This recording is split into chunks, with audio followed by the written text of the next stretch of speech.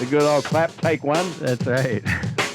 How many of you knew what you wanted to be when you were 7 years old? I did. I wanted to be world champion. Hey, is there honesty involved in this podcast? Can we be honest? You can shut your fucking lips. And then I'll just say, put them up, what? Let's go. He's like, you look too pretty on the wave. Get ugly. We can talk about DMT if you want. I thought we were boxing.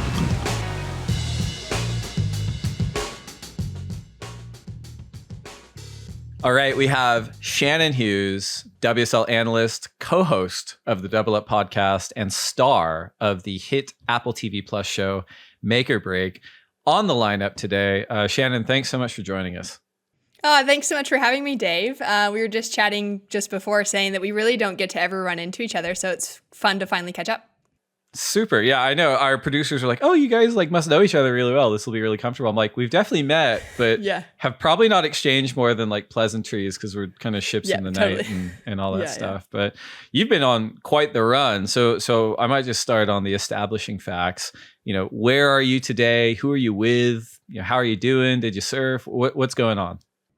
Yeah, so I am on the Gold Coast, just flew in late last night and had a minor sleep in, but then I realized that 8 o'clock here is still 6 a.m. in WA, so not much different than what the last couple weeks have been like anyways. Saying my husband Aaron is traveling with me for this leg in Australia, which is really great. He's working down at the contest site already today.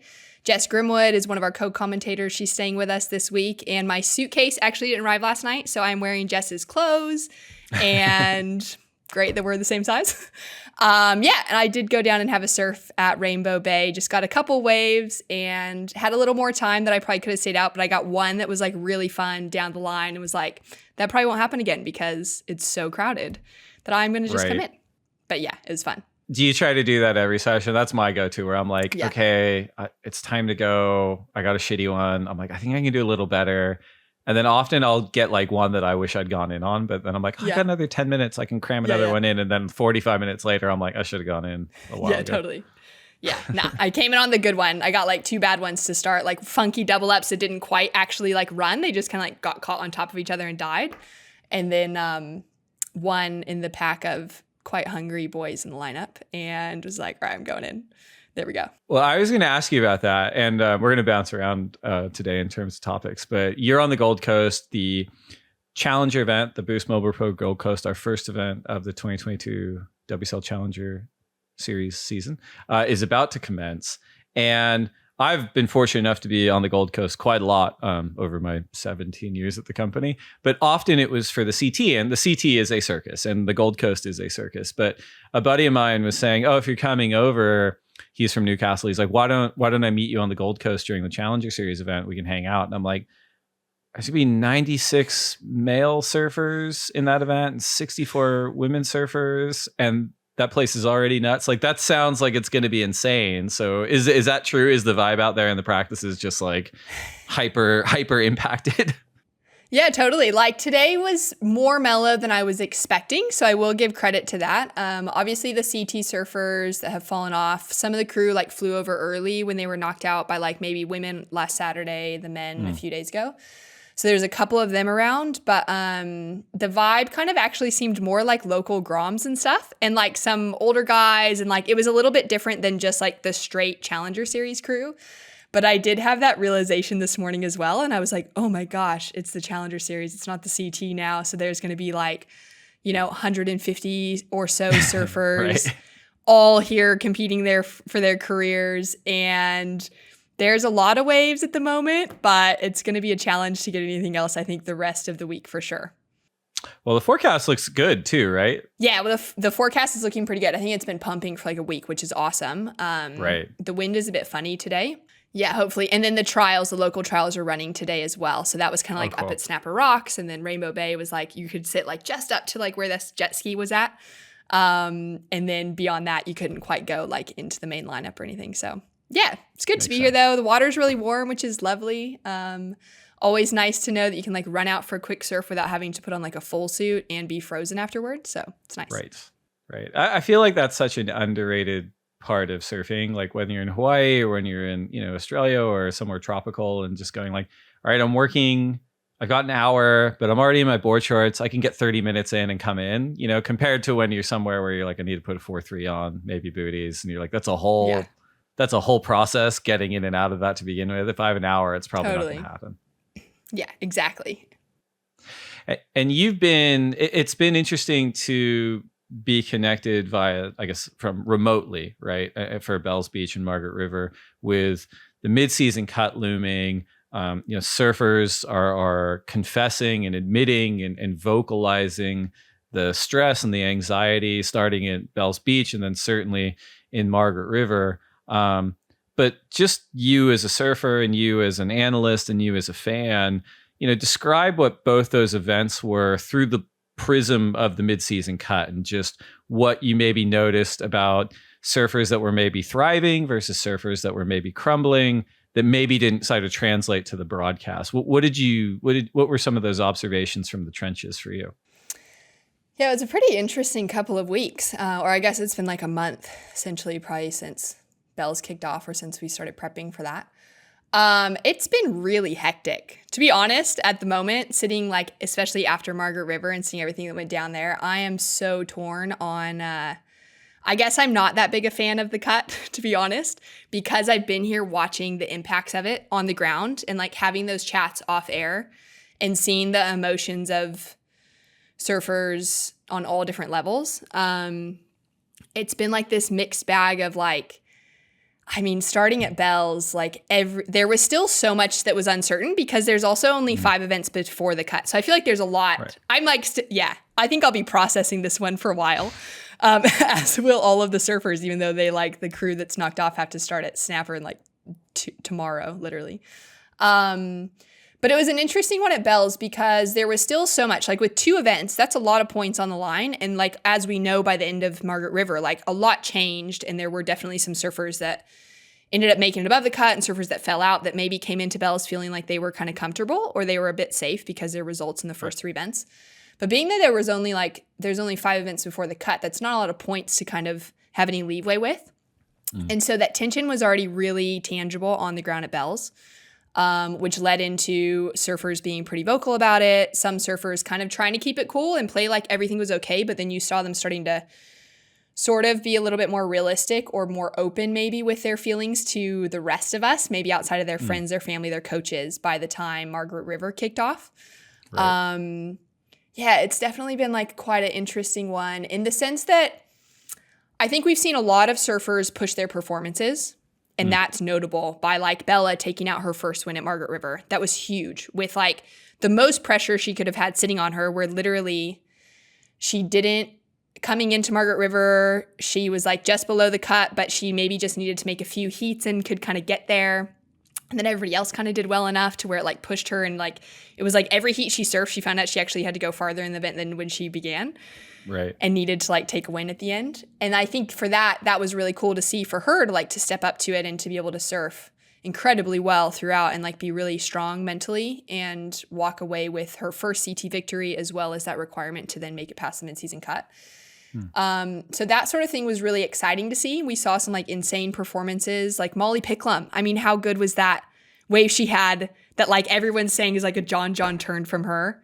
Obviously fell out too early to requalify, but it was like that was the sort of, maybe it was the pressure of the mid-season cut that then made her go, she can do this in her free surfs all day long. She now needs to translate that into competition. So I feel like there's a few things like that have been really good for it and have really pushed everybody. And that's kind of what I noticed on the ground was like surfers really having to stay in the moment, stay present, not as much maybe chit chat around the sidelines, or if it was like really intense conversation. It wasn't kind of the normal, like, hey, how's it going today? That sort of thing. Totally. Yeah, it was kind of really hectic. And then at the same time, you just started to see surfers like Sally, like who is as professional as she can ever be given any situation in her career, like suddenly just disappearing a little bit quicker than she even would beforehand. And those were the moments where you started to really sink in, like there's careers on the line here. And like, it was a really heavy couple weeks. And I think it was extremely tangible. Whether or not that came through at Bells on the broadcast, that was already sinking in from like day 2 of competition. and the questions on the calls and whether the men and women, where they should be surfing. Should they be waiting till a bowl is good? Should they be going out at Winky Pop? All those conversations started to come through, and surfers meetings were called. Like all of those different things started happening, and it was like the tangible reality that people weren't going to make the cut was starting to hit the ground at Bells that maybe wasn't present at all at Portugal. So that was, interesting that really across both Australian events, it was really quite hectic. Makes sense. And it feels like you just observing from afar too, and obviously on phone calls and everything connected to what's happening in Australia. There is sort of like a cult of denial, like collectively around, I think just surfing in general, because it's like so fun. What could go wrong? Like we're living this dream life.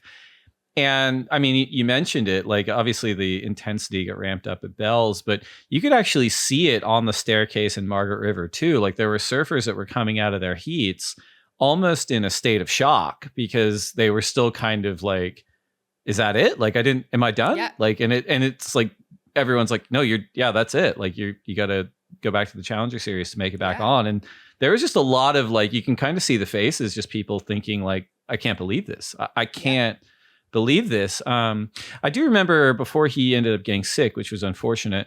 I think Kolohe gave one of his post-heat interviews earlier in the event in Margaret River, and he was talking about the cut, and he was saying, he's like, I think there's a lot of surfers that don't like it, which in fairness, like, of course, like the bottom third probably don't like it. They're getting cut. Yeah. The middle third don't like it because they're at risk, and the top third probably don't give a shit either way. They're doing fine. But he said something that was interesting. He said, he goes, I think there's surfers that don't like the cut. He goes, but that said, he goes, this is like the best surfing I've ever seen, like either at Bells or at Margaret River. And I do think that generation after generation gets better for sure. But I do think those stakes lent themselves to enhancements in performance, not just in terms of like, oh, I'm an audience member and there's more on the line and this is enjoyable to watch just because it's very dramatic and intense. Yeah. But just the performances seemed elevated across both Bells and Margaret River as well. Yeah, I couldn't agree more. I think that was like pretty...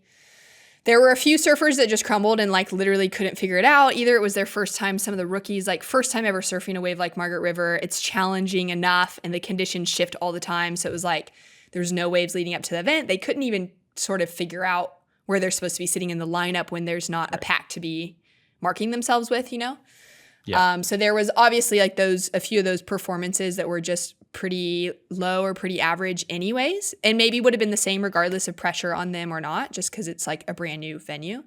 Right. But overall, I feel like maybe that's the one I'm like, still so much to process. That would be my one positive takeaway, is that it pushed the level of performances through the roof, which was so cool. Totally. And I think there's another element to it. I had this conversation with a few people, actually more than a few people, but I think when the midseason cut comes around next year at Margaret River, I don't anticipate every CT surf to be like, this is great, we love it. I'm sure there are going to be people that are like, oh my God, this is like really intense and I don't like being on the wrong side of this thing. Although I do think it'll be somewhat tempered because ideally we'll at least run like a whole 8-event Challenger Series schedule and to prove out that tier. So I think there's a lot of concern on the CT side of people thinking like, if I fall off tour, I just fall into the abyss and I'm done. And I really don't think that's going to be the case now with the redesign, with the 3 tiers and the Challenger Series. I think there's a way to look at it where it's like, no, it's not CT level, but it's up there and you're still going to be providing value to the sponsors. There's still going to be a huge audience turning in. These are premium wave locations, like starting at Snapper Rocks and Magic May is exciting. And I am hopeful that we have a great Challenger Series in addition to the Championship Tour this year, and that everyone feels really good about that redesign moving forward. Yeah, I agree with you. I think it is a huge positive in that there is now that tier system. And so there's some really good venues on offer for these surfers. I think it's going to be a lot for them to transition straight out of, specifically thinking of the ones that haven't made the CT. Right. So I think on the flip side, for the surfers coming up from the QS, it's like the coolest pathway to get to the Championship Tour. I love the restructure of the regional side of things. And hopefully we get actually some more regional QSs in a few of those regions. So it's not like a single event at Pipe determines who's qualified out of that region and those kind of things. But that will just, hopefully grow with time. So I think the track up to the championship tour is now really awesome with those surfers from the lower side getting to now compete on a challenger series, getting to surf snapper right now for like not a CT event to have to qualify for that to get in. I think it's going to be a little bit more challenging for those surfers dropping down, but also we'll just have to kind of wait and see how it pans out. I feel like change is always difficult regardless of what side you're on. It's always uncomfortable. And this year is extremely uncomfortable. And I think that was made really clear through Bells and Margaret River and surfers having to swallow something that whether, everybody understood what was going to be happening, but it's still now them being the people to then carry the weight of actually the reality of it on their backs. And that's a really hectic thing to have to go through. And it's really uncomfortable. And so coming in next year around, maybe it will just be like, at least everybody kind of understands how the system's going to work. And they will maybe be a little bit more, I don't even know if prepared is the right word, because how can you be prepared for something like that? Probably not. But yeah, it'll be interesting to see like kind of how it falls through. Right. Yeah. And it would have happened. And you're like, okay, we're not. It won't be the first sting. It'll be like, okay, I felt this before.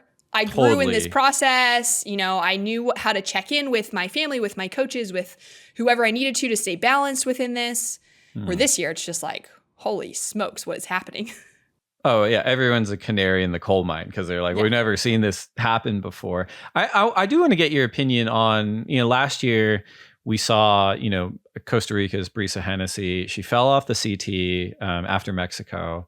She performed really well in the Challenger Series, earned a spot back on the CT before the next season had even started, and was leading the rankings after Sunset Beach, which I think is a great kind of proof point for like, look, it is a safety net to the point where it's like, you're not falling into an abyss. Like if you have the talent, you can perform, you will get back on and you can show your wares on the CT again. When you take a look at the CT surfers who did not make the midseason cut, it's a mixed bag, right? You got a bunch of rookies and you got some long-standing veterans. On the women's side, you've got Betty Lusakura Johnson, Luana Silva, Sally Fitzgibbons, Molly Picklum, India Robinson, Bronte McCauley, Malia Manuel, and Caroline Marks, who missed the cut. And on the men's side, you have Ima Kalani DeVault, Connor Coffin, Xiao Xianca, Ezekiel Lau, Leonardo Fioravanti, Frederico Marias, Ryan Callanan, Luca Messinas, David Silva, and Owen Wright. As an analyst, thinking about the psychology of these CT surfers that are now having to compete on the Challenger Series, as a rule, who do you think is going to perform better? Do you think it'll be some of these sort of long-standing CT surfers like a Sally Fitzgibbons or a Malia Manuel, Connor Coffin and Owen Wright? Or do you think you may actually be better psychologically prepared if you were just a rookie and you were just on the Challenger Series? If you were a Betty Lusakura Johnson or an Ima Kalani DeVault, what would you anticipate is going to do better on the Challenger Series? Wow, that's such a good question. I haven't actually been asked anything like that heading into this. My gut feeling, surprisingly, is that the veterans are going to be the ones that figure it out because it's still, again, surfing some waves maybe they're familiar with. Right. They've been competing at a high level in high pressure situations with a lot on the line for so many more years. And I think for the rookies, the challenge, so I was had this very strong belief heading into the start of the CT year this year, that the rookies had the advantage because it was a totally, especially on the women's side specifically, but on both sides, that Pipe, Sunset, brand new venues for the women. I mean, Sunset from years ago, but really a totally different thing. And so the rookies were kind of going in, they didn't know what to expect anyway, so they may as well just be thrown out at Pipeline. Sure, why not? Right. The vets, on the other hand, were like, this is insane and something that they're going to have to learn a lot through. So I think now thinking about the Challenger Series, I actually think it's going to be a struggle for some of those rookies because they finally made it to the CT. Right. And now, their hearts they are smashed. They're literally just rocks thrown on the ground at the end of Margaret River, having to reassess everything that they just worked so hard through last year. And some of those rookies are a little bit older. Some of those rookies are younger. So whether it's Betty Lou getting pretty much qualifying her first year on the qualifying series, she jumps onto the CT. She hasn't really experienced loss before. So now she's going to have to learn from this massive amount of expectation that was sitting on her. And she is that surfer that everyone was she could win a world title her rookie season, so easily. She's got Ross in her corner. She's got Kelly in her corner. She kind of got it all made. Now she's going to have to take all that expectation that was sitting there and rechannel it into, okay, starting essentially for them, it's like starting from the bottom, even though they're already on that middle tier. Yeah. Where I think for the vets, if they're going to show up, so I think snapper is going to be a challenge to really work it out because so many of them are going to surf it anyways, because it's right now, they're already in Australia. It's a great wave. So who doesn't want to paddle out there and get a few good ones?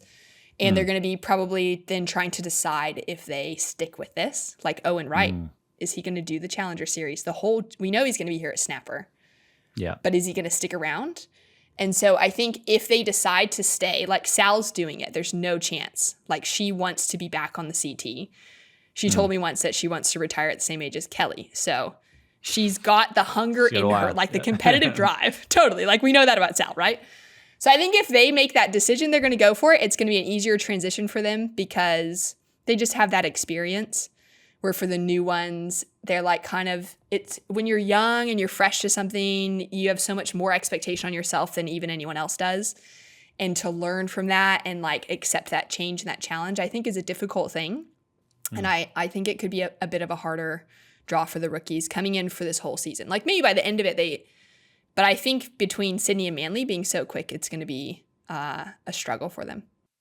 It's such interesting insight too. And I wonder, do you... You know, I tend to agree with you, although I kind of think, and I'm going to cheat a little bit, where I think it's whether they were a rookie or like an established veteran. Yeah. I think if they're dealt like a quick loss on the Gold Coast, it could derail them big time. Because I totally agree. Whether you're a rookie or a CT vet, I think like agnostic of that, like you've been dealt a pretty big ego blow. Like you've been downgraded to this middle tier.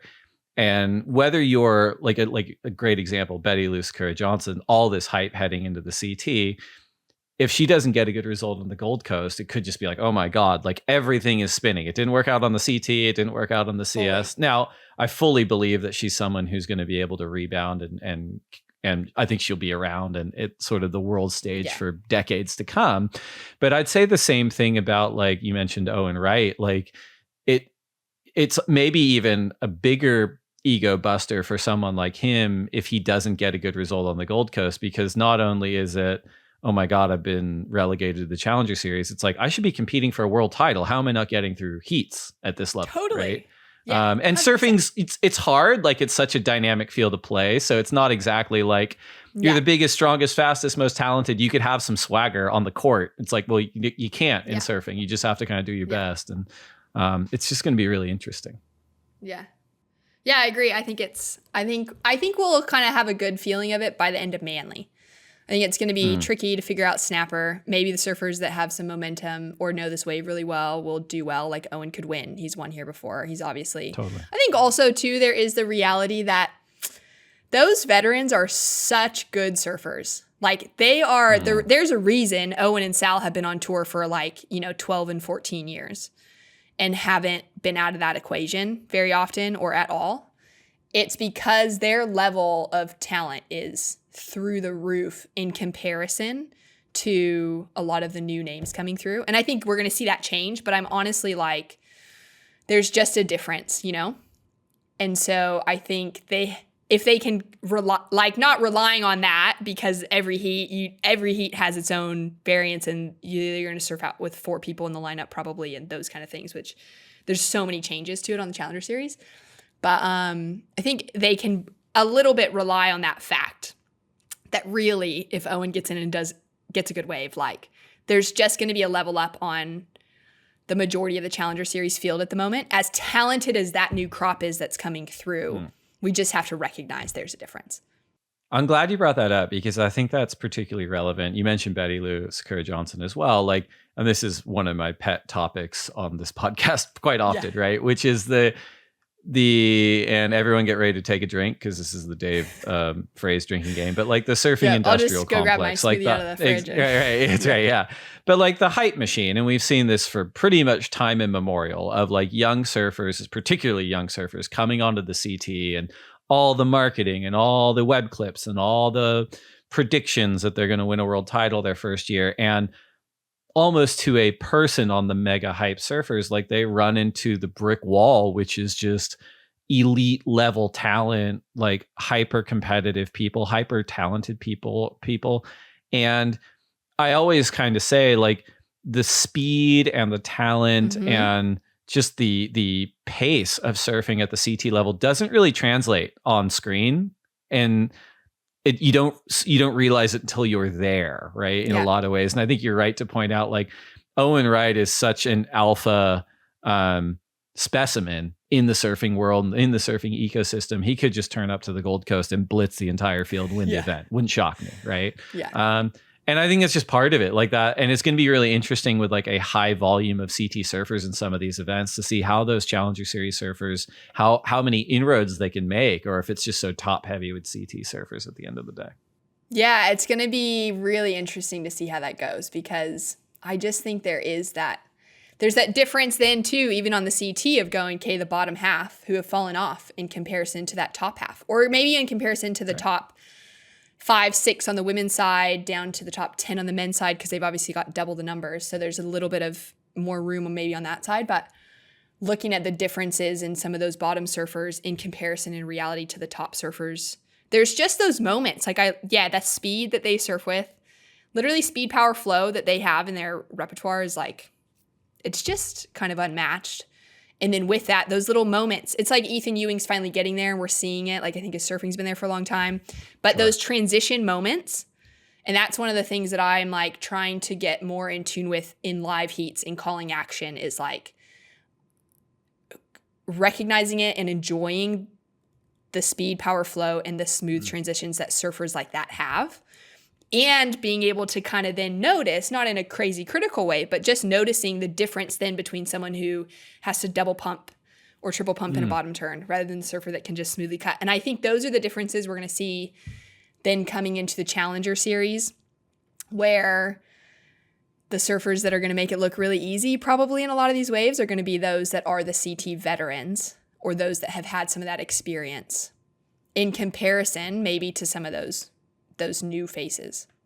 I think you're totally right. I was having this conversation the other day, and even with the surfers that are still on the CT, like, all of them are so good. All of them have great equipment. All of them, compared to when I started a couple decades ago, like, all of them to a person take their fitness very seriously, right? And, very seriously.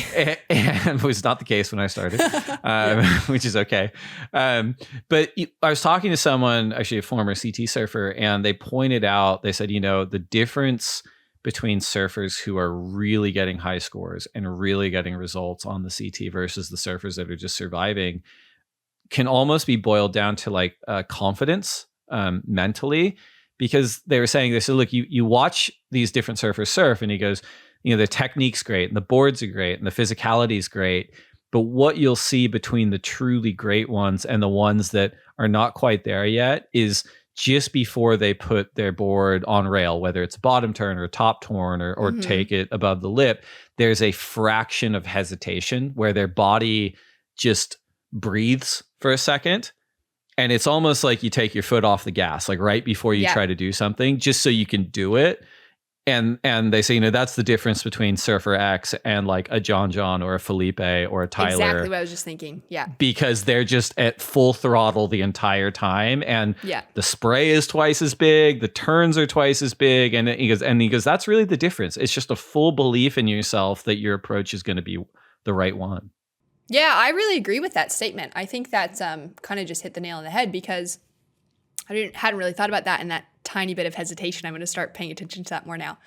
But there's like that fact that John uses that speed and that momentum that he already has coming out of something to go into the next thing, and trusts all of that equipment, ability, knowledge of the wave and how it's breaking, all those things, trusts it. And then that allows us to see like the most insane turns of all time. That was like that Molly moment, right? Where I feel like probably now if I looked back on it, it'd be that same thing of just noticing her trusting in that whole, just carry it all through. Don't hesitate in the slightest, in comparison to some of those other surfers who are fantastic surfers. But there is just that little bit of difference where that hesitation puts the brakes on for a second, and where they still might make the section and their timing still might be great. It's just that extra, that little ounce of power that's sucked away, that little bit of speed that's sucked away from it. And there's a difference there.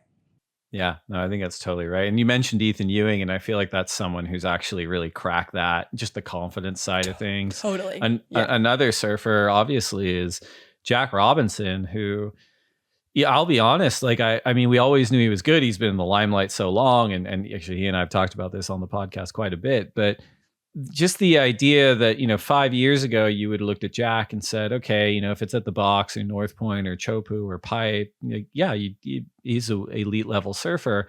And while he's a great surfer everywhere else, you didn't, and I think he admitted this, he's like, I wouldn't have given myself a shot, like at winning, an event in Mexico or an event even at Mainbreak, despite that being his hometown, or at least his home area. But he just seems like someone who's put in so much work into his surfing, into his equipment.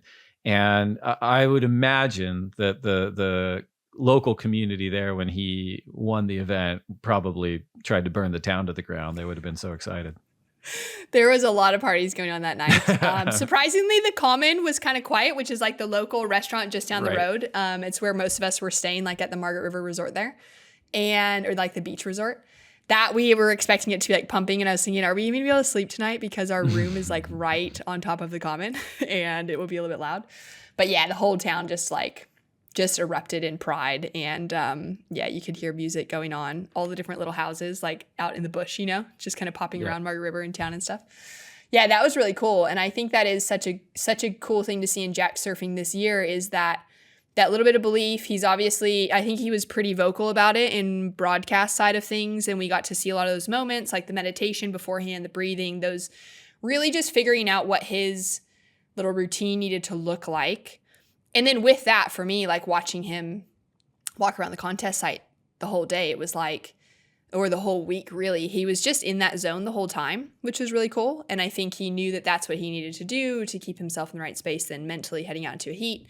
But then to apply all those moments, and even for him, like surfing in the final against John, like John hadn't been beat there in a heat. He'd been out for injury, but we talked about this a lot in broadcasts, is like the stats of the week, like he hadn't been beat in a heat since 2016 against Kylie Belly.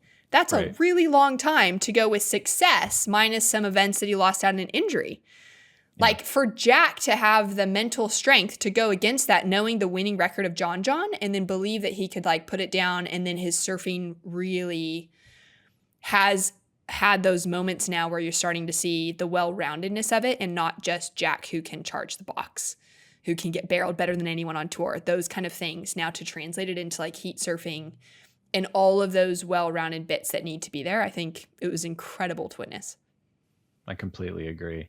We're going to take a quick break to get a word in from our sponsors. And when we come back, we're going to wind the clock all the way back on Shannon Hughes. We'll be right back. All right. So we're speaking with the Shannon Hughes. Where did you come from? Where were you born and raised? What was family life like? Mom, dad, brothers? Where'd you come from? I grew up in Huntington Beach, California.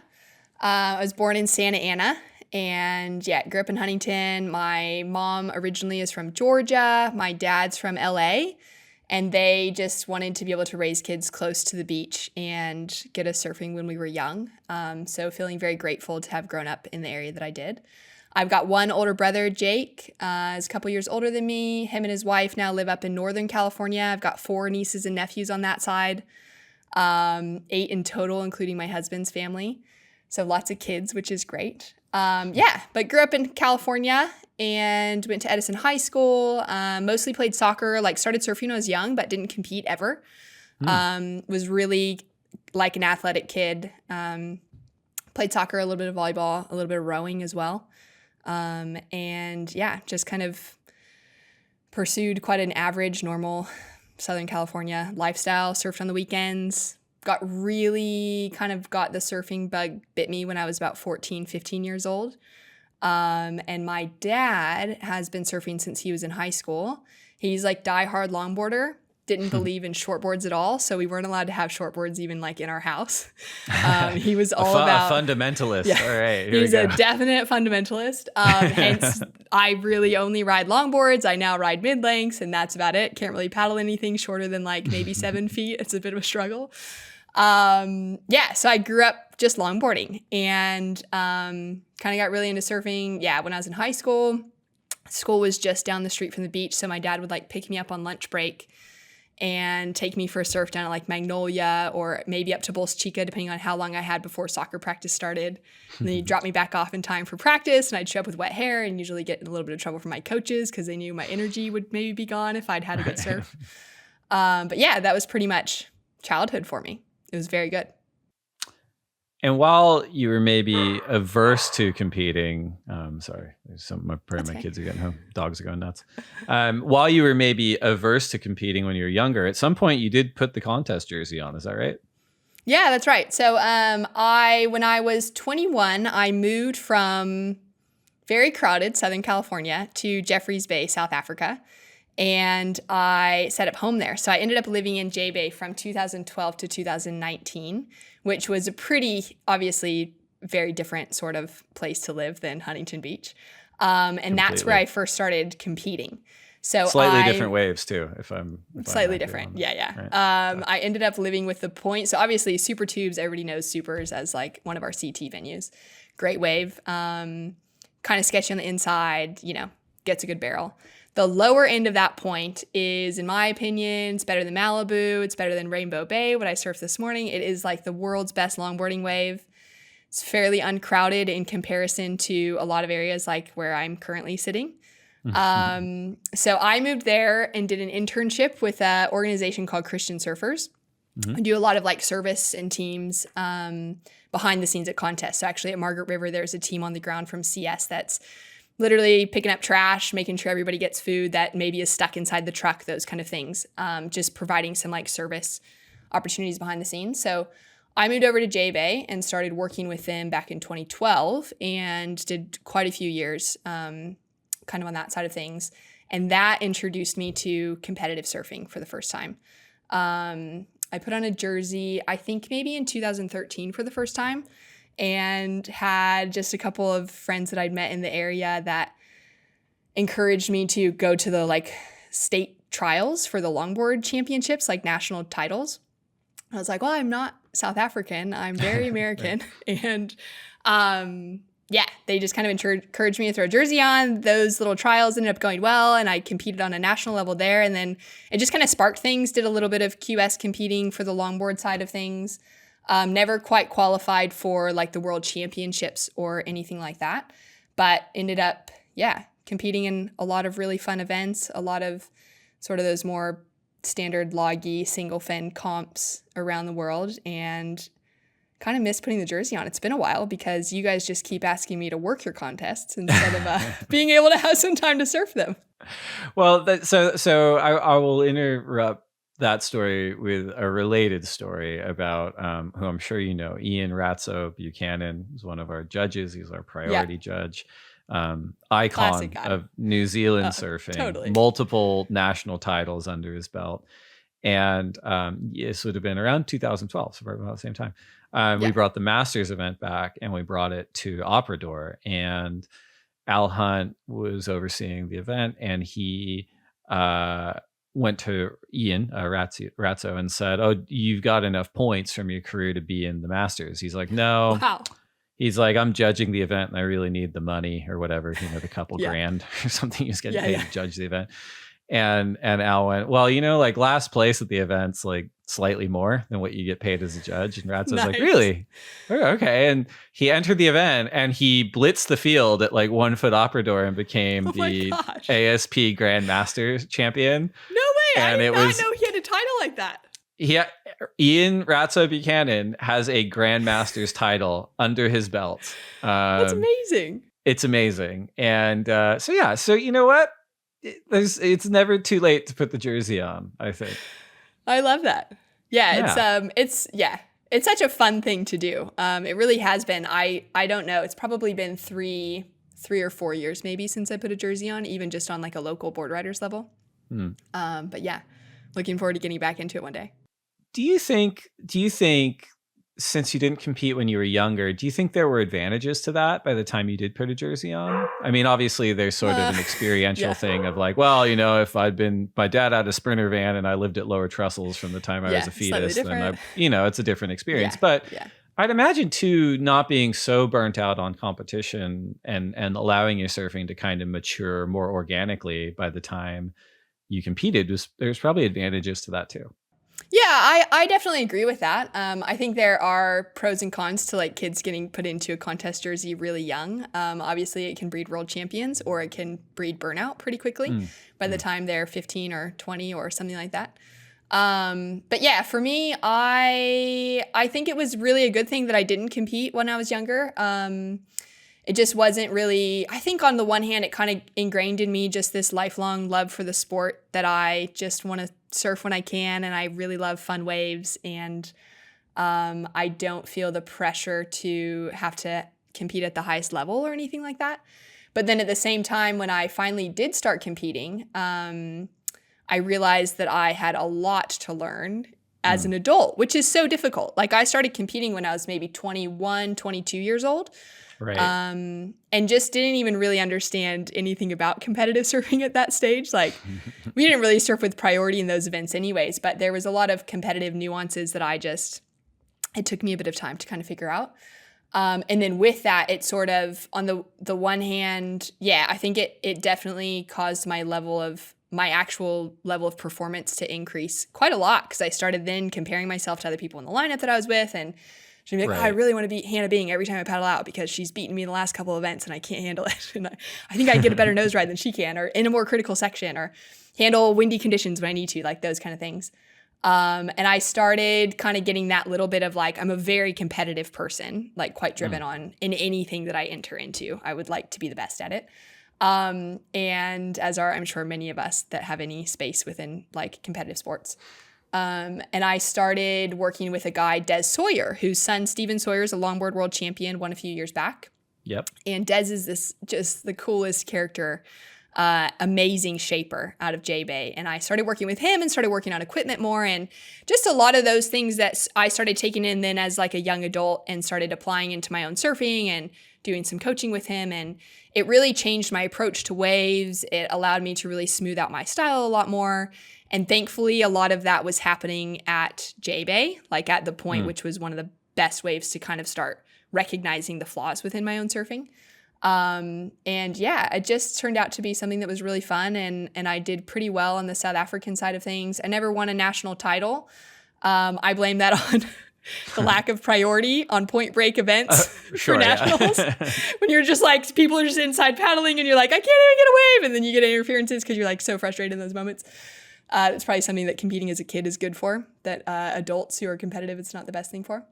Right. But yeah, then it ended up kind of, with Des backing me and a lot of friends there and my family throwing me some money, ended up going to surf like Taiwan QSs for longboarding. We ran kind of a run of events in Taiwan and China for a long time for the world titles. And that also got me into the booth as a commentator, which I'd kind of started in South Africa already, but it just kind of like launched me into that side of things. So I'm really grateful that I decided to put that jersey on, because I don't know that I'd be doing what I'm doing today if I hadn't at that stage.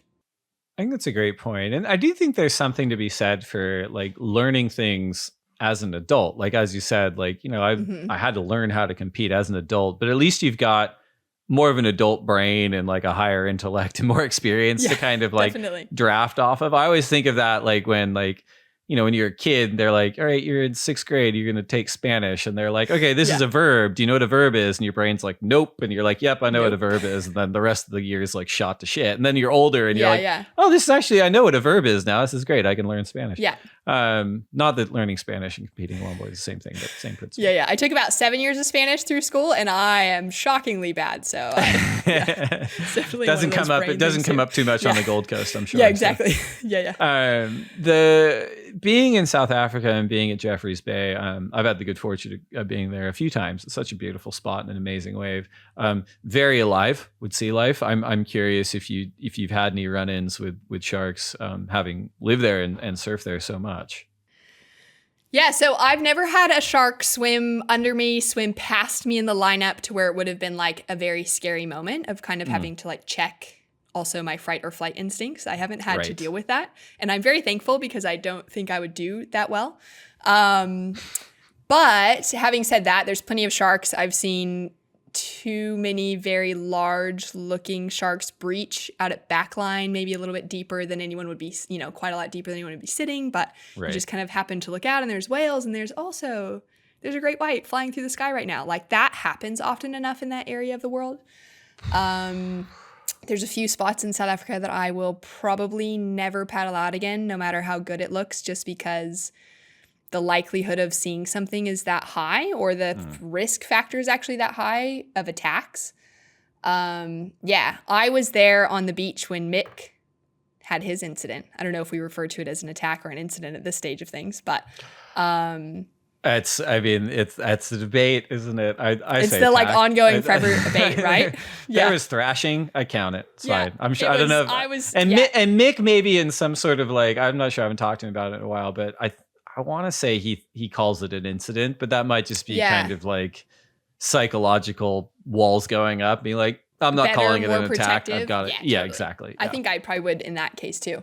But yeah, that's like the most intense moment that I think was not personally in the water, but seeing that at home for me was like, sharks don't, I mean, we do, obviously there's like also some insane drone footage from those few years in a row at J-Bay from like 2015, 2016 through to like 2019, where it's like every day at 11 o'clock, put the contest on hold because there's a 12-foot great white that's going to swim up from lower point through the lineup at supers, and then it's just going to like carry on its way. They're not necessarily looking for food because they feed out on the open beaches on either side of it, but it's like just this little space that they have to swim through. Right. But I don't think many of us that live there were really aware that there was that much traffic until that year with Mick. Right. Maybe some of the older guys, the local guys that like surf really early mornings or evenings every single day, and they're just like around always. They probably know more than what they let on to the girls in the lineup who are like too scared to go farther than I can touch anyways. But like that kind of moment really kind of made things sink in and had us kind of going, okay, I remember a friend of mine, Johnny, that was sharing houses at the time with CS. And he was just kind of like came to me at the end of that day and he's like, you're going to have to get in the water tomorrow, because if you don't, it's going to be that fear is just going to eat at it.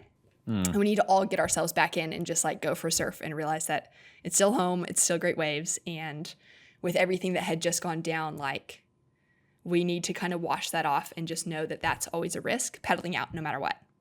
Yeah. And I do think that's like, when people start, recounting this period of history and they have, their myths, like, whether it's like, Greek demigods or whatever, in 1,000 years, I really think the fact that Mick Fanning went back to Jeffreys Bay in 2016, went back early to surf, hurt himself, and then won the event is like, I don't think we talk about it enough as being kind of amazing, right? In a lot of ways where it's like, and I'm sure for him, and I know he and I've talked about this a little bit, but like even going back to Australia and getting back in the water was a big emotional experience. And so I know for him, he similarly to your friend, right? Where he's like, hey, if I don't get back in, it's just going to eat away at me. If I don't go back there, it's always going to be there, and for someone like him who loves South Africa, loves Jeffreys Bay, he's like, of course, I've got to go back, but still, that's just such a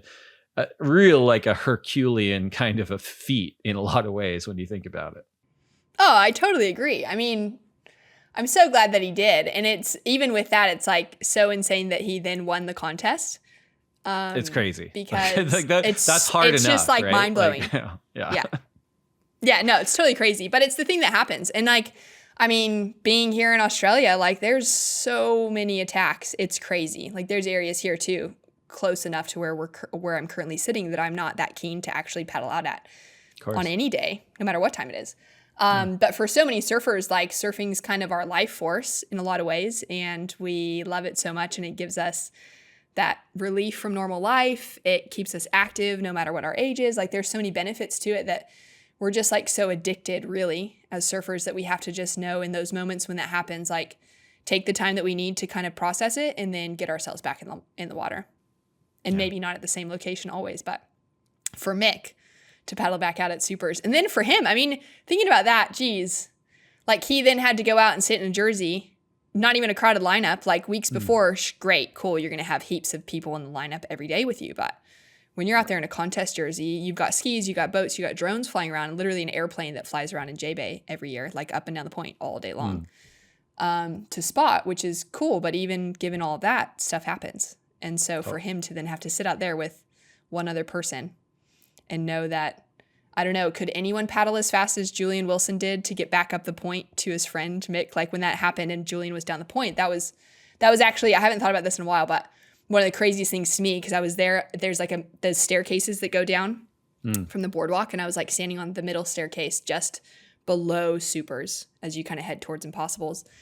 And Julian was like down the point because he just caught a wave, and he got to Mick before the ski did, which was like a very far distance to paddle that quickly, which was also just like this amazing moment within all of it of like love and care for friends and teammates in the lineup and like all of the different things that come into question. That was a crazy one. And I'm, so impressed that Mick then came back and won the contest. It's crazy. Completely. Switching back to your commentary career, and you mentioned that you started doing a little bit in South Africa, but then really started doing it in Taiwan. Was that something that you had been building towards? When did the kernel of that idea kind of form in your mind? Is like, this might be a career path for me? Yeah, I think the career path has honestly just come over the last few years. I started doing beach announcing for the first time probably 2013, maybe 2014. Got a call up to a contest, like a Billabong Juniors event by Vanjie Bodiger, who was one of the managers at Billabong South Africa at the time. And she was like, "Oh, you have this great American accent. It sounds so cool in the beach announcing." And I was like, "No way, kidding me? I'm way too shy for that. That sounds terrifying." Everyone in America is just like, "Oh my God, there's a South African accent. It's incredible." Yeah, An Australian accent. We're in other countries. We're like, "You like the way we sound? Are you serious?" Yeah, exactly. I'm like, what? So literally that's why that was the first event I ever did, was at home in J-Bay. I can't remember if it was at the point or if it was at Magnitudes, which is just around from Supers. A few junior events that ran there for years between the two. And I got the call up because Vanjie was like, really wanted a woman specifically. She wanted to get a girl's voice on in the girls' heats, which was really cool. And weirdly enough, like that was a while ago now, like probably 8 years ago. That was like a surprising thing, There was just men's voices all the time. Oh, yeah. Which still happens most of the time. So she kind of like got me and encouraged me, and I was like, all right, well, if I'm really bad after my first heat or the first day, like you can fire me. It's totally fine. That's great. I'm not that keen on having my voice. Like I'm quite an introverted person. I wasn't really like into that idea of it. And I was kind of doing more contest like organization and directing stuff behind the scenes and that sort of thing at the time. Anyways, it ended up being kind of fun, and I was like, yeah, that was okay. And then I got a call up the next week to do something for Ruka and their next junior event, and then that led into the next thing. And I just kind of started on this little role within South Africa, which was really fun. Never thought I'd do anything on webcast because I think, too, at that stage I was competing by then, and I understood how difficult and annoying it is to paddle out in the lineup as a competitor. And then to hear the beach announcers like just having a fat chat about what they had for lunch that day or what their favorite song is, or like all of the things that a lot of beach announcers fill time with. And then not hearing what your requirements are, what your scores are, like what's the time call, like all that stuff that you actually need as a competitive surfer, right? So I took my job quite seriously. Especially when we're like cost cutting, right? And it's like, okay, we're going to do the webcast is the beach commentary, and like you're out there waiting for your score. And still they're happens like, on so many kids. We've got a reader question from, Butthead 74 who asks, you're like, what's the situation? Come on, man. Totally. And it's like, it's such a bummer when it's like, you literally, I don't know. I think when I started beach announcing, I took it quite seriously, like quite professionally, in the sense that I wanted to provide every surfer with the opportunity to know exactly what they needed and give them the best chance to make it through that heat across the board. Make sure that I wasn't giving scores out when someone's duck diving a wave, because they were going to miss what that requirement now was, and they're going to need to backline and have to, like, just kind of reading some of those situations. And so I had no interest, honestly, in doing webcasts ever, because I just thought I could be, my voice is really clear. Also, it's like high-pitched girl's voice. It cuts through beach speakers really well in comparison to quite deep mellow-tone men's voices. And so a lot of times surfers would literally come out of the water and be like, oh my gosh, I could hear the situations because your voice is so clear. So there was some of those things, which kind of drove me to like pursuing it a little bit more. And and it was quite fun. And then when I ended up getting bumped into webcast side of things, I was kind of torn on if I wanted to be doing that or not. Because then I had surfers coming up and being like, oh, why aren't you doing beach this week? Because we can't hear what the situations are. Or this guy is talking about whatever he's talking about. And it was kind of this dilemma because I think also with my background with CS, with Christian surfers, I was kind of just wanted to be there to help in any way I could. And I was like, I felt like the most useful thing for me was actually beach announcing because it was really a helpful thing to those surfers. Since you were still competing, did you kind of wrestle with which direction your life was going to go? I mean, because you were getting more experience commentating, you were getting more experience competing. Was there a moment where you had to make a decision of like, it's got to be this or that? Yeah, that's a really good question. So I think it kind of came at the perfect moment that I didn't really need to make a decision. It was pretty clear cut that I should go down the commentary route. Mostly because the level of women's longboarding competitively is honestly, it's so high and I do not scratch the surface of it. So there was quite this clear cut, like I started competing a little bit more like, along the QS, which then introduced me to a lot more of the California surfers, which I knew some of them, but because I didn't grow up competing in all the events that run through Southern California, like I didn't know a lot of those names. I started paddling out, in heats as the lowest seed against like world number 1, like Chelsea Williams, who's a world champion from the year before. Those kind of moments, and really starting to get this sense that I would love to just keep surfing for fun instead of pursuing a competitive side of things. And also the reality is that in longboarding, surfing struggles with money anyways. Like longboarding, it really struggles with money. So most of the time it was like, all right, either pay out of pocket to go to a contest and probably lose $3,000 maybe, including flights, accommodation, maybe more than that, renting a car, whatever the deal was, or get hired and go to that same contest, still hang out with all my friends, get to be on the ground for these events, but instead of paying, I would get a little bit of income and my flight would be covered. So it was like a pretty awesome transfer because I started doing that on that side of things. Like proper webcast stuff really started for me on the longboard tour. And it was like this no-brainer for me where I was going to get to go still hang with everyone and see my friends win world titles, but I would also be the one that got to talk about it and share with the world their stories and who they were and why they were so deserving of being a world champion or even just winning a heat out of a low-ranked QS on that side of things. Right. So it was a pretty easy transition, surprisingly. Yeah. And I mean, that I always think of it as like, we all want to run away and join the circus, which is professional surfing. And there's lots of jobs at the circus. I mean, totally. You came to your epiphany much later in life than I did because you were much more talented. I had to compete against the Godalskis brothers in high school. And it was a quick like, okay. Yeah, no. It's very clear. Yep. My ticket to the circus is going to look a lot different than these guys. That's okay. Yeah. But it's cool. And so when did you make your transition to I guess to shortboard commentating and I guess more specifically with the WSL, because I want to say the first time I remember you was I want to say US Open 2019. Is that right? Yeah. So I'd been doing a lot before that. Okay. But yeah, that's kind of where I joined your guys' crew, like the head office crew for the WSL, which was just really cool and I have loved being a part of that team ever since. But 2019 US Open, I'd done J-Bay just before that. So J-Bay was like end of July for 2019 for the CT, and then US Open was like the end of July, start of August that year. That was the first CT that I'd ever done, was J-Bay 2019. And got brought in, mostly did some sidelines, did a little bit of practice booth stuff with Rosie to see if we would work well together heading into the US Open, which would be like our first time really sitting in the booth and calling heats, but did a little bit of sidelines before that at J-Bay.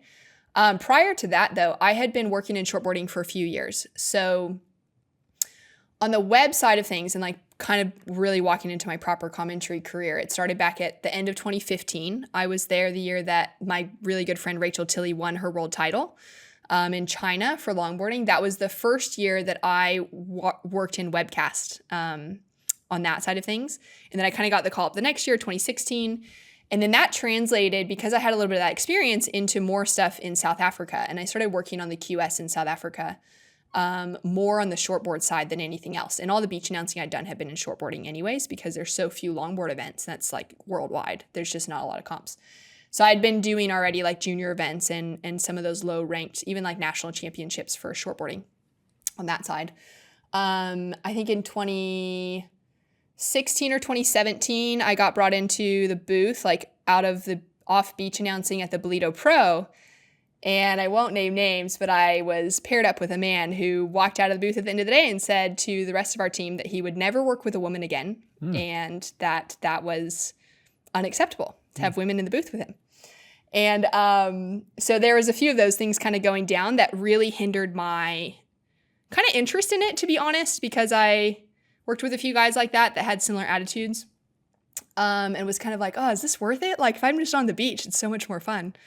And I can chat to guys that kind of enjoy my company rather than wanting to just spend a 30-minute heat literally talking and not let anyone else say a word, which still happens to this day with some of those people. Anyway, so that was kind of like, those were like little droppings, right, in the bucket of like where my career started kind of coming from and how I started getting more into the shortboard side of things. And then in 2017, it was right after Aaron and I got married. So we've been married for about 5.5 years now. Went to Papua New Guinea for that longboard contest. Mm-hmm. It was like part of the CT, like not CT, but the longboard like world title run that year. Yep. And at that event, I met John Shamuka, who passed away last year. Yep. And John was working with us. Shmoo was working with us there. And he was like, hey, if you come back to Australia ever, I'd love to stick you on the QS. So that was my first run, was meeting him, getting to work with him there. And he was just like, he saw some potential in me to kind of walk into that play-by-play space, because I wasn't going to be ever a great analyst as a shortboarder because I just don't come from that background. Longboarding is a totally different story. Right. But really, you want to have somebody that's like a good coach, an ex-competitor, you know, has a world title or something to really fill in that analyst role. And so I started, Aaron and I, my husband's Australian, so we had come back to Oz that year, and I started working on the QS then and doing some stuff with Surfing New South Wales. And they actually really like gave me this platform to just start like learning more about what the job even was, starting to figure out how to carry conversation for long amounts of time, how to like what the purpose of my role even was supposed to be. And so, yeah, I kind of like cut my teeth doing a ridiculous amount of QS work here in Australia through 2017 and 2018. Worked with some amazing crew. There's a few girls in the mix as well that have started coming up through this that are now going to get the chance to start working on the Challenger Series level, which is really exciting for me. True Starling and Jess Grimwood, a few of those girls that we kind of all started like working our way up through on this side of things. So yeah, it had been a while. And then at the 2018 World Longboard Championships, which was in Taiwan, already been doing the QS for a while, and they tied that in. It was like a 3-week trip to Taiwan, which we literally worked probably every day because we ran the World Juniors. We ran, I think, a QS 3000 for the men, as well as the longboard world titles. Big event, yeah. Will Hayden Smith and that team are like seriously nuts from the WSL Australia office. They really know how to get events run and done and be totally just the circus on the road. None of us sleep for a very long time. Anyways, I did that event, and I think it was the World Juniors that year. During that, the longboarding hadn't even started yet because that was maybe the last event in the waiting period. And Will ran into the booth one day, and he was like my boss then at that stage. I think he's working on tours and competitions now with you guys. And Will ran in and he's like, Shannon, I just got an email from Jed Pearson. Like, he wants to know who you are. And I was like, who's Jed Pearson? I don't know who that is. And he was like, I want to know who he is. He's like, yeah. What do you, like, that's great. That's great that someone's like happy with my work, but what does that mean? Anyways, he was like, he wants to bring you onto the CT. He's like the guy that runs like the CT commentary and broadcast. And I was like, what? Literally had never entered my mind. Partly because at that stage, Rosie was the only woman, and she's just the greatest person, greatest commentator. But she just filled a different role than what I was kind of developing in play-by-play. And I knew like Joe and Ronnie and Cote and that kind of crew that was there in that play-by-play role. And I was thinking like, oh, I'll never scratch up to that. There's no chance I'll ever be doing that sort of thing. I'm not going to be brought in as analyst in shortboarding. And I honestly hadn't even done that much sidelines. Like, I just really had a career that was in the booth at that stage. And so that's kind of where I started thinking like, oh, maybe this could be, that's interesting. Like, maybe I'll get a call up to like my home event in J-Bay or something, and that could be really fun, and start figuring things out. And then I did later, like 6 months later in 2019 at the J-Bay Open. And then that worked into the US Open. And then at the US Open, Jed was like, hey, you did really good. Do you want to go to Europe? And I was like, yeah, like next year or something. He's like, no, like in like 2 months, you're coming to France and Portugal with us. And I was like, are you crazy? There's no way. Like what?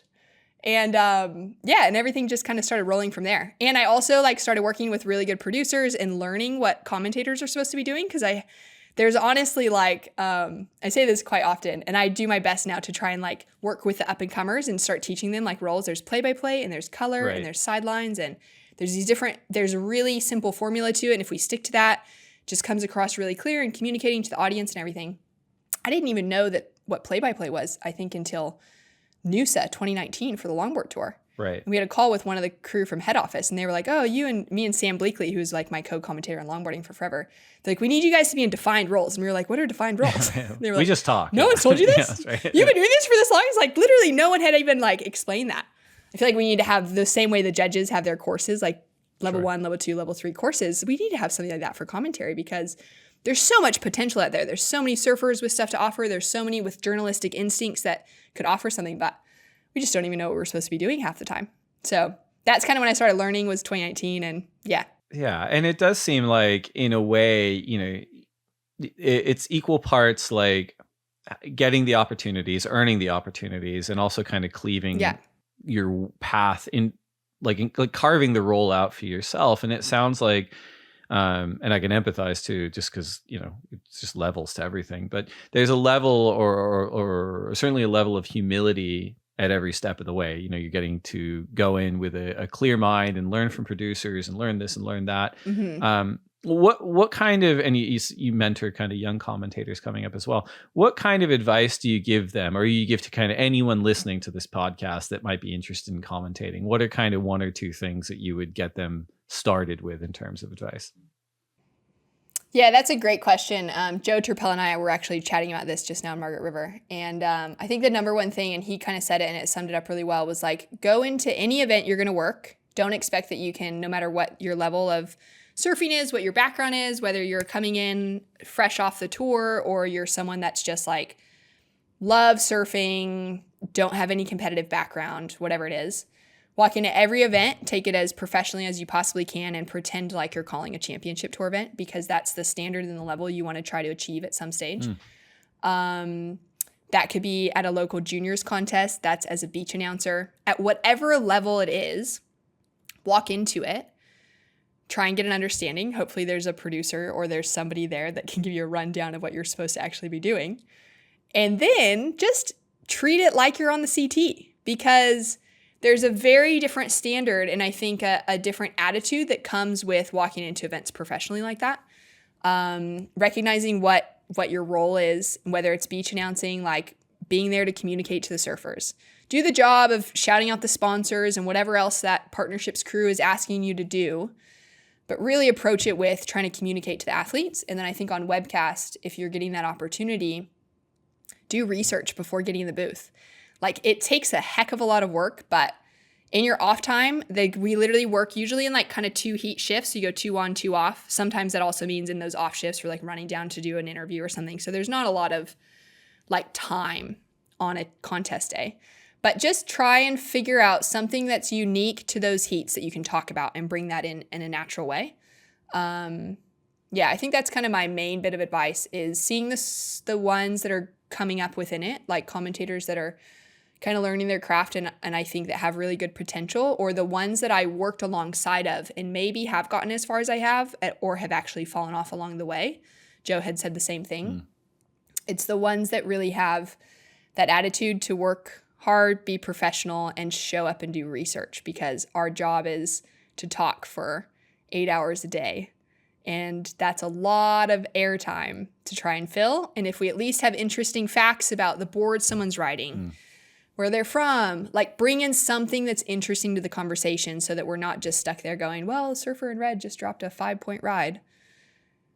End of conversation. Like we need to have something. We're trying to create this dialogue the whole time in these storylines. And a lot of that's actually left up to us because we just don't quite have the resources on the back side.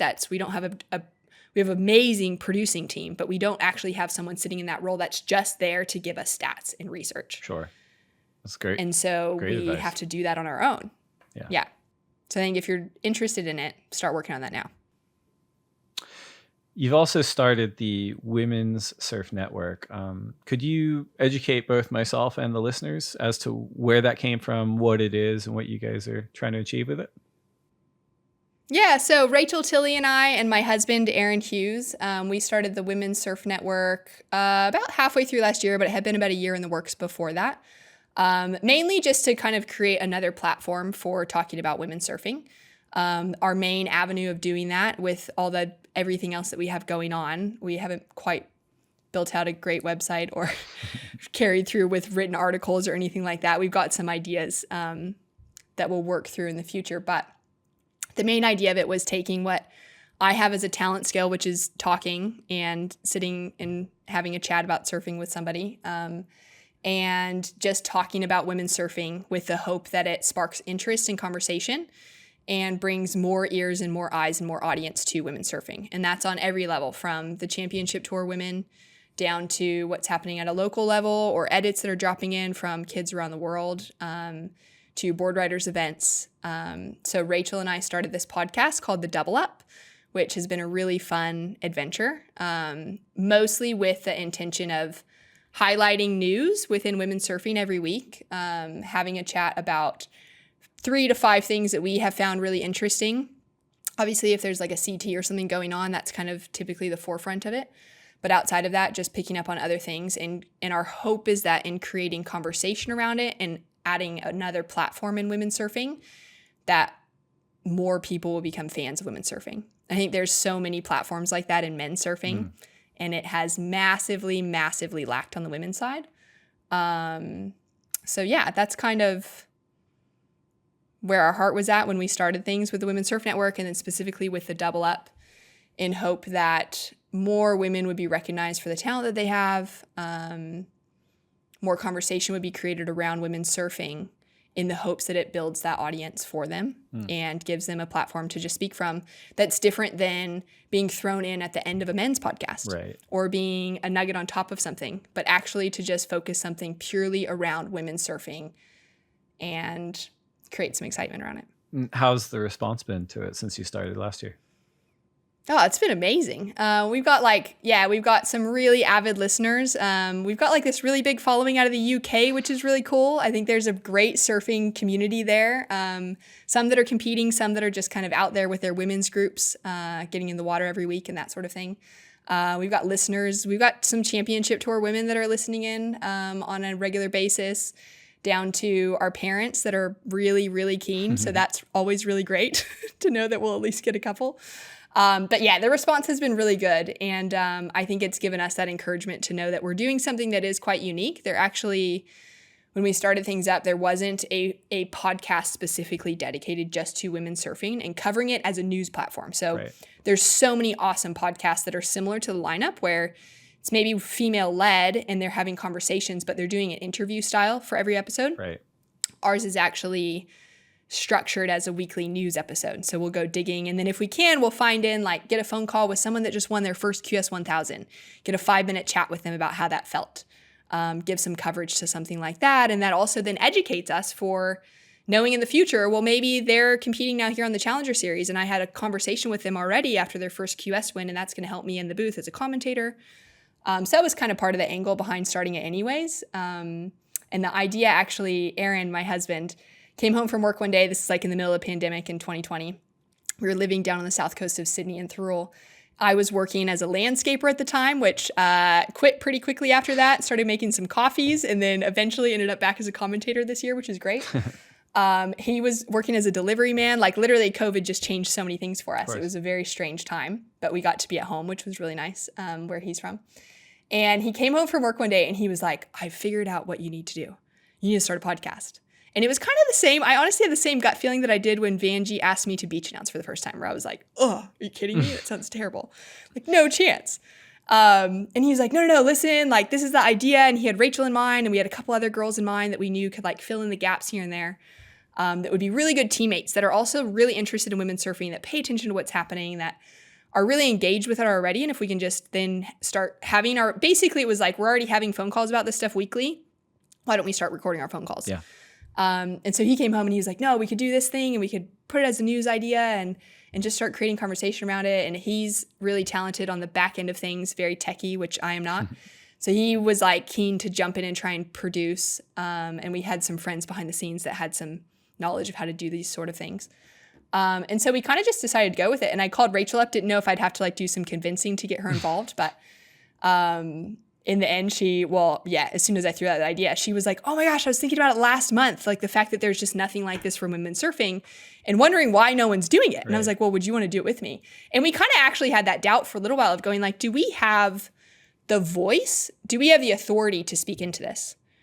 Because I do feel like it's something that there's a few other kind of projects that have popped up around the world where you're like, that's really cool. They're interested in it, but they don't actually have kind of the knowledge around how to really dissect what's happening within surfing, more kind of fan chat, which is awesome and so cool that it's happening.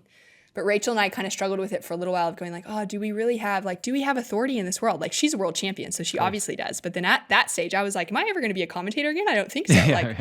I'm pulling weeds for a living right now. Like my life's so different. Do I have a voice in this world?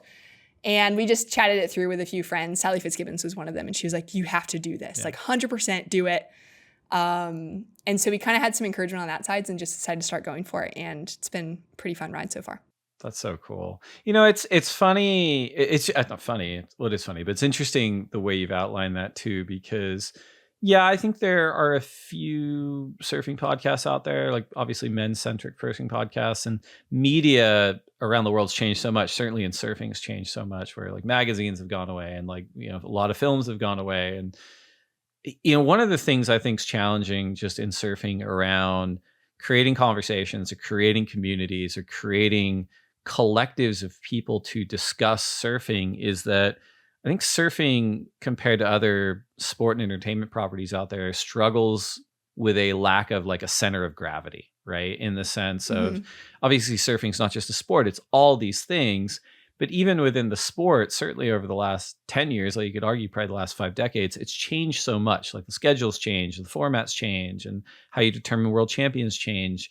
And you compare it to something like the NFL or football in America, right? Where, forever, it's like it starts in September, it finishes in February, there's X amount of teams, they play once a week. Like there are operating rhythms inside and outside of football, and that the community can rally around. They're like, well, that's the center of gravity. We've got the preseason, we've got the season, we've got the playoffs, we've got the Super Bowl. Cool. Or even in something like, I don't know, like Marvel fandom, where it's like, okay, well, like these shows are all coming out at the same time. This movie's coming out, and like there's just pockets of communities, whether they're journalists writing for websites or podcasters or people on television, they're rallying around a center of gravity. And I think surfing has lacked that for so long, and it's really prevented like really kind of sticky conversations on the men's and the women's side. But I think you guys are mining the right space, and something I hope that is going to happen just around the redesign of the tours and competition framework is just that stabilization, and those operating rhythms will start to come up where, of course, like you're going to be talking about things that don't have anything to do with competition week in and week out, but at least that pulse is going to be happening where it's like the QS is on, the CS is on, the CT's on, the finals are coming up. And because you and Rachel are authorities on surfing, I think people will gravitate towards that because I think people are interested in it. I just think that the community is so stratified because that center of gravity hasn't existed in the past.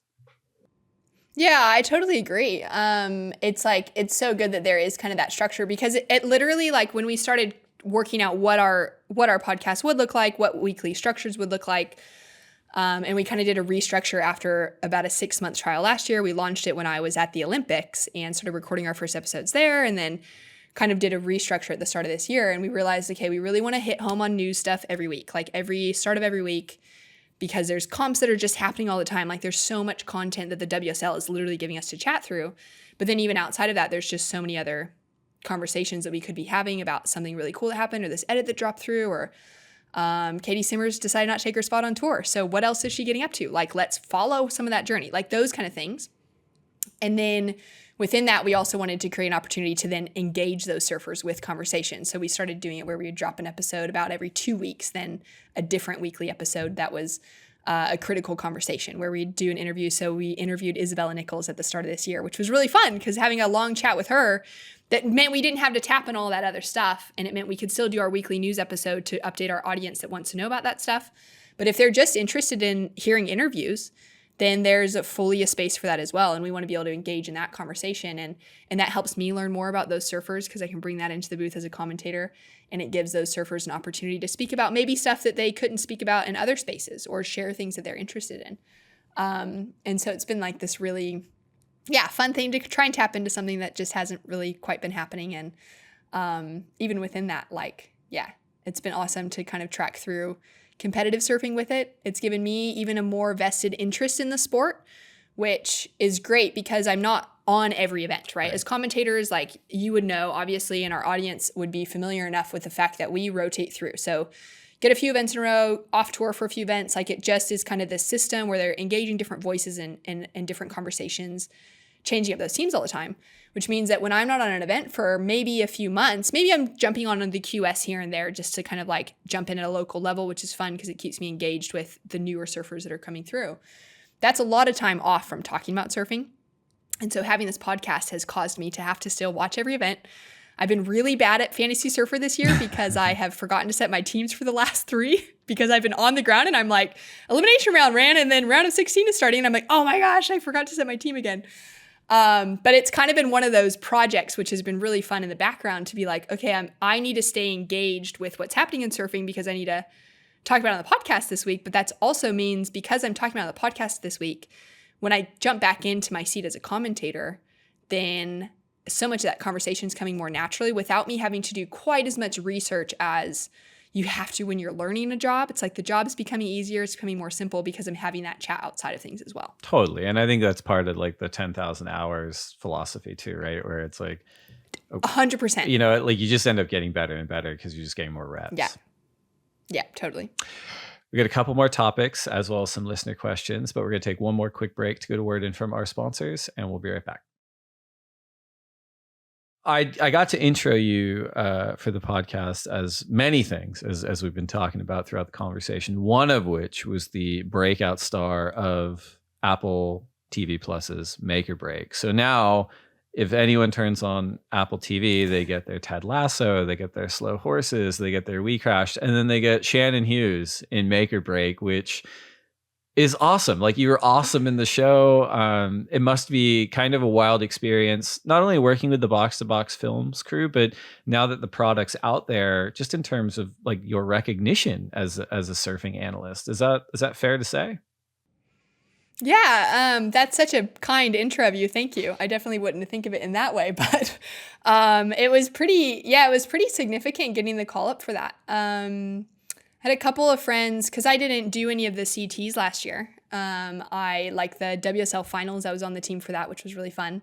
And I did the Olympics and a few things for the ISA to kind of work my way into that side of things. But because I hadn't been on tour at all, I knew that this like documentary crew was traveling with everyone. And I had friends that were on the road like Rach or like Luke Mashman, who's one of the guys in our broadcast truck, who's like telling us all, buddies that we keep in touch with all the time.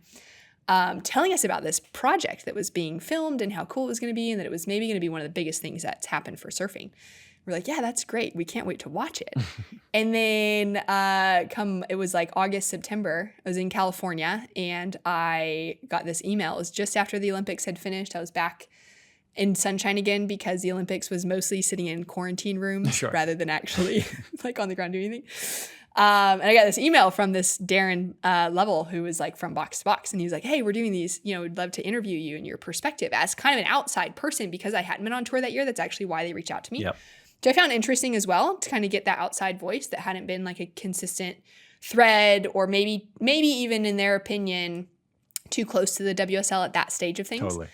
And so he's like, yeah, we'd love to just run through, a 30-minute interview with you, get a few questions in, like kind of frame up a little bit of what happened on tour this year. So I was like, oh yeah, that sounds great. Like, thanks so much. And so like met up with them down near Trestles, like in San Clemente one afternoon to record or one morning. And they ran through a couple questions and it was about 30 minutes, an hour maybe. And he's like, oh, sorry, we're running over time.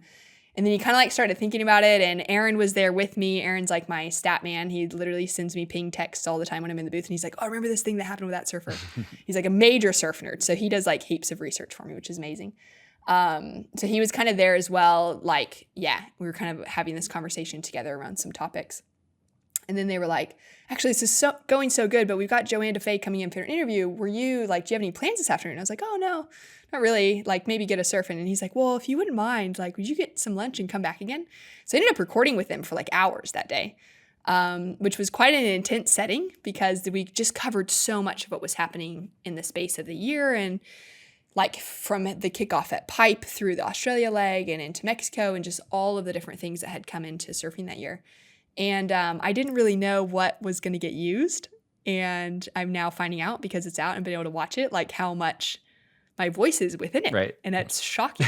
And it's a little bit scary. And then it's like really cool because I just feel like they've done a fantastic job with it. Like I'm a huge fan of this show, regardless of the fact that my voice is one of the kind of voices carrying the storylines along.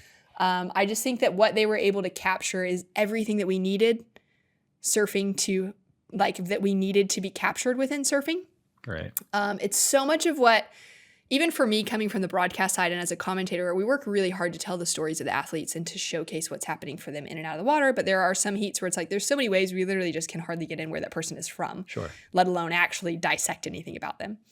And so I just thought it was like the best thing that we could have had for surfing was someone come in from the outside and just start recording things and put a story together. I think they've done an amazing job with it. It's been really fun to just kind of see it unroll. Oh, I completely agree. I mean, considering that you were brought in as a somewhat outsider last year, you know, and having worked with the Box to Box crew, I know that they're not like really looking for salacious quotes, but they are looking for sound bites. Were you, when it aired this year and you're like, what did I say? Did I fire some shots at somebody like with a comment? Like what are they going to use? Were you worried about any of that? Or were you just like, nah, I just called it like it was? And Like I kind of wasn't, obviously never looking for anything salacious, but I also in my role as a commentator too, like there's always this fine line of wanting to be honest and put out what our actual thoughts are in comparison to also recognizing we want to respect the athletes and we want to also respect the organization. Like the WSL is putting on their own broadcast. So there are certain limits to that. It's not like we're coming in as an ESPN and we're covering a sport or something, right? So there is that little bit of, we're always kind of have that in the back of our minds of what we do and don't say. And it was pretty fun. Like actually I don't think that this is in there, but I thought it was a really amazing question. And I think Tyler Wright covered it, and it's a much better person to have covered the topic than myself. But he asked me straight up, like, do women have an equal opportunity in surfing? And my gut instinct instantly went, what can I say? And I just said that to him. And then I had the thought of like, oh my gosh, I'm being recorded right now. And they might even use that of like, what am I allowed to say? Of course, Totally. Is that going to be the thing of like, have I been that censored to not maybe feel like I can always share my opinion on equality within surfing and maybe where the WSL has things and 100% in so many different ways. Like they've done an incredible job for equality. Like the fact that there's equal pay, like there's so many amazing things, but there is the reality that there's half the women on the CT than there is men. And that's something that's just sitting there in the sunshine for us all to look at. Anyway, so there's a few things like that I was like, oh, I wonder what's going to come out. And I don't mind that stuff getting out because it's just a fact in my role, I think as a journalist is also to kind of look into some of those things. In the end, I don't think that got used because Tyler Wright came out and was just like, surfing is sexist. And then just, it's Tyler. And she gave a great explanation of things. I think it was in the opening episode. I think so. But there was one quote where I've known Matt McGillivray since he was pretty small because I lived in J-Bay for so long. And I literally, the last few years that Aaron and I were living there, we lived like 2 doors down from the McGillivrays. So we know the family, pretty well. And as a kid, he was a pretty small kid. And now he's just like this man. Like literally when I run into him, I'm just like, man, I can't believe you're like so much taller and you're like so built and so powerful. Yeah. And I like said, they kind of asked me about that of knowing him as a kid. And I was like, obviously now the soundbite is out there that I said that Matt McGillivray was scrawny. And that's in the Rookies episode. And when that came out, I was kind of like, whoa, I can't believe that's because it actually didn't, my whole thought wasn't quite there.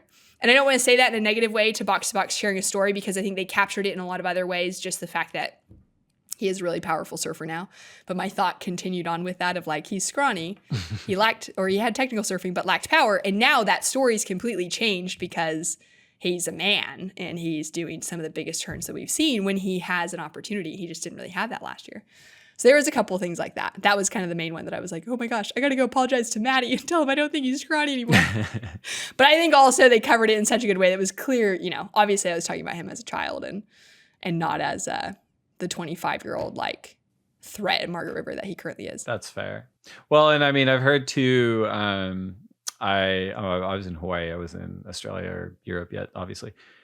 But I've heard from the surfers, and you've been sort of in the trenches too, that they're like, oh yeah, season 2's been greenlit. Like the cameras and the microphones are everywhere. It feels a little bit like we're in the Truman Show, right? Have you noticed that totally. being on tour, just where it's like, oh no, yeah, they're getting everything. Oh, they are literally getting everything. Like, I think it's so cool that it's been greenlit already. It's such a cool thing that they just risked it to go to Pipe, and then Kelly won, and they had been like tracking Kelly anyways. Like, that's going to be such a great opening to the season. Yeah, we watched that episode the other day just for a notes pass. Oh my gosh, like, I'm so jealous. It's wild. Yeah. It is. I don't want to oversell sick. it, but like it's if I'll put it this way. If they end up greenlighting like another 10 seasons based off that one episode, it wouldn't shock me at all. It's like, it's really cool. lightning. Yeah. No, I believe stuff, it. yeah. Like this, thinking of what they could have gotten, knowing that Kelly had allowed them access at that event is mind blowing. And then that he won it is like insane. Yeah. So I think now there's like this reality that I keep forgetting about, and many of us forget about, is the fact that like a lot of the athletes and a lot of our coworkers are mic'd up throughout the entire day with like a little sneaky mic that's tucked under their shirt that we don't know is there. Right, yeah. And then they're not really like letting us know that. Right. Like the person, because they're also probably just trying to forget about the fact that they're literally every word of their day is being recorded and can be used for something. And so they're probably trying to keep it out of their mind by not telling every person they talk to, like, hey, I have a mic on, Right. like, look at this thing, or don't look, like, can't say it, miming it and whatever. Everyone needs like a safe word on tour. Like it needs to be like pineapple, and everyone's like, okay, cool. Like, Boy Scout behavior or whatever. Lip sealed. Yeah, totally. Nah, I think, I don't know. I think it's cool. Like, I think it's just, it's definitely an interesting thing, and it'll take a bit of time for everyone to really get used to, especially because the rookie class was so big this year too. Right. Like they didn't experience that last year, where the crew from last year would have gotten used to that a little bit, maybe provided more access, maybe not allowed as much access. I don't know. I wonder, actually, you would probably know this. Is there anyone that maybe wasn't as keen to provide access this year compared to last year?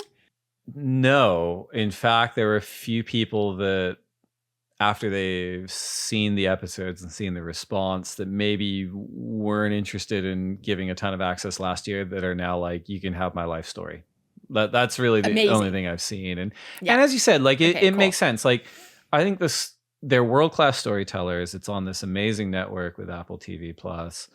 And it's not so much that these details and the stories for people that are on tour or people that follow the sport really closely don't know most of. It's just, it's being told like just with independent storytellers, right? Which in a way is really cool. And there's a risk associated with that, but it's, I don't know, like, sunlight's the best disinfectant. Like if there are dirty parts to someone's life or to a sport or to some decision, like it's better just to, everyone knows about it. Like everyone just put it out there for people to look at and to understand and to kind of gather different perspectives from what went into that part of it. Yeah. Yeah, totally. No, I think it's just such a good thing. And that's really cool to hear that more athletes were even like more open to having access and to really just sharing things. I mean, yeah. I don't want to give away too much because it's like we want people to watch it and uncover it. But like Gabriel Medina in the final episode was like unbelievable. Yeah. Like that's the sort of stuff that we're not really going to get typically as a WSL broadcast. Right.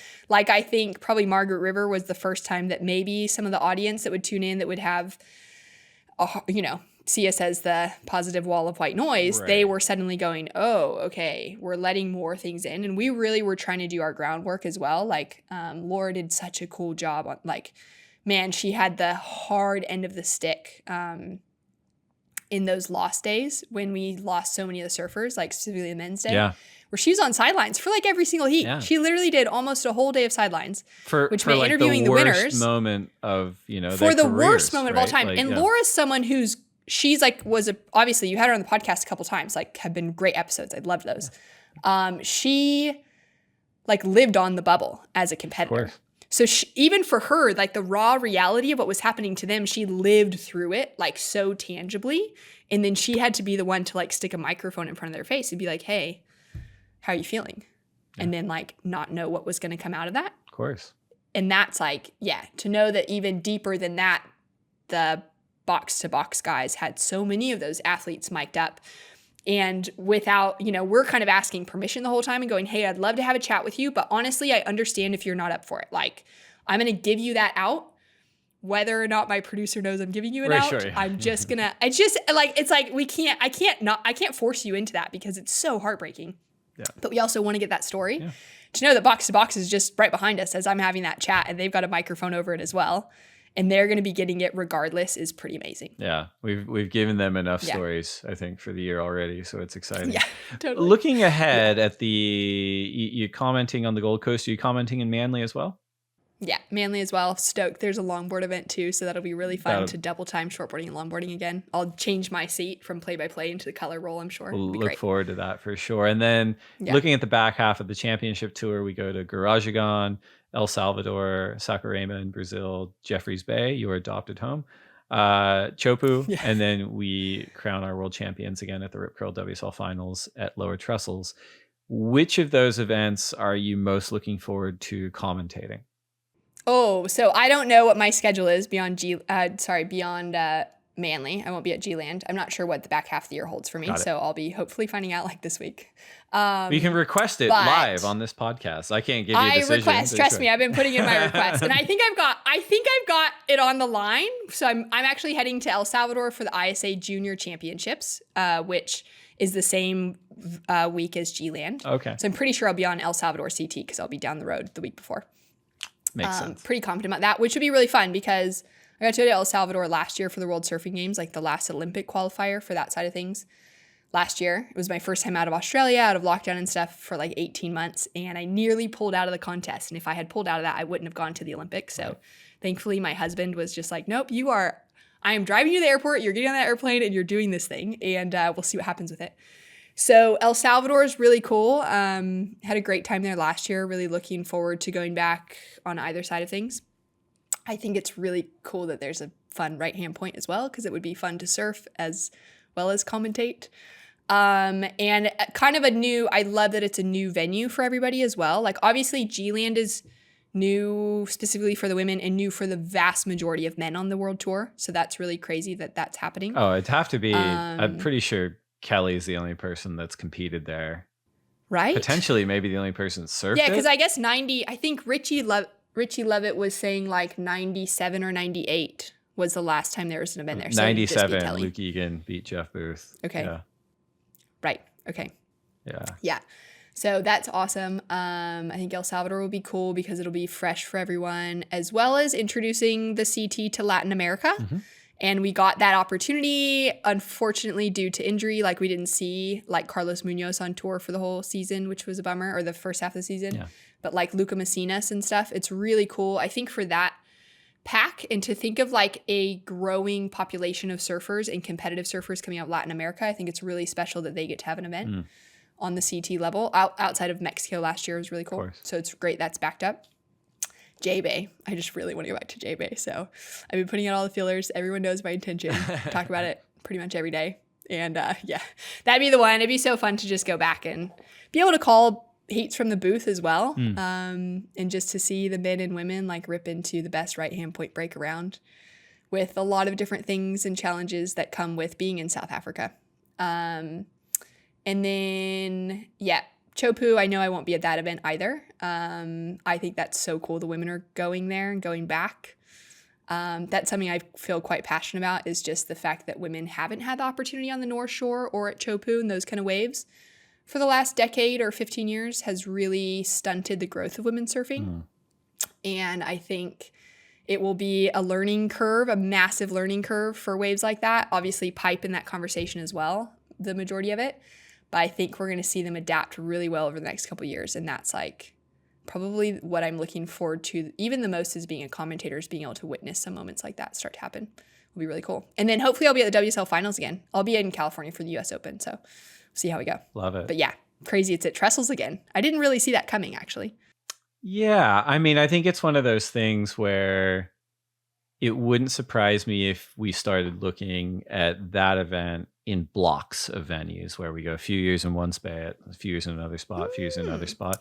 Okay. Mostly just to kind of going back to the operating rhythms philosophy of like, cool, we can establish like a foothold here. It also impacts like when we reverse engineer the CT calendar as well, where it's like, okay, well, if we're not going to lower trestles for the finals at some point, should that be on the CT calendar? Okay, cool. Then what do you shift around, right? So we always kind of approach it with where the final's going to be, and then reverse engineer the CT, and then reverse engineer the CS, and then that's kind of the way it's been working so far. It's been working pretty well. But looking at the back half of the year on the women's side, so the post-cut WSL top 10 women, Carissa Moore, Brisa Hennessy, Tyler Wright, Lakey Peterson, Joanne DeFay, Stephanie Gilmore, Courtney Conlog, Tatiana Westweb, Gabriella Bryan, and Isabella Nichols. If you had to identify 3 of those 10 to keep an eye on for whatever reason across these back 5 events, who would they be? Looking at it now.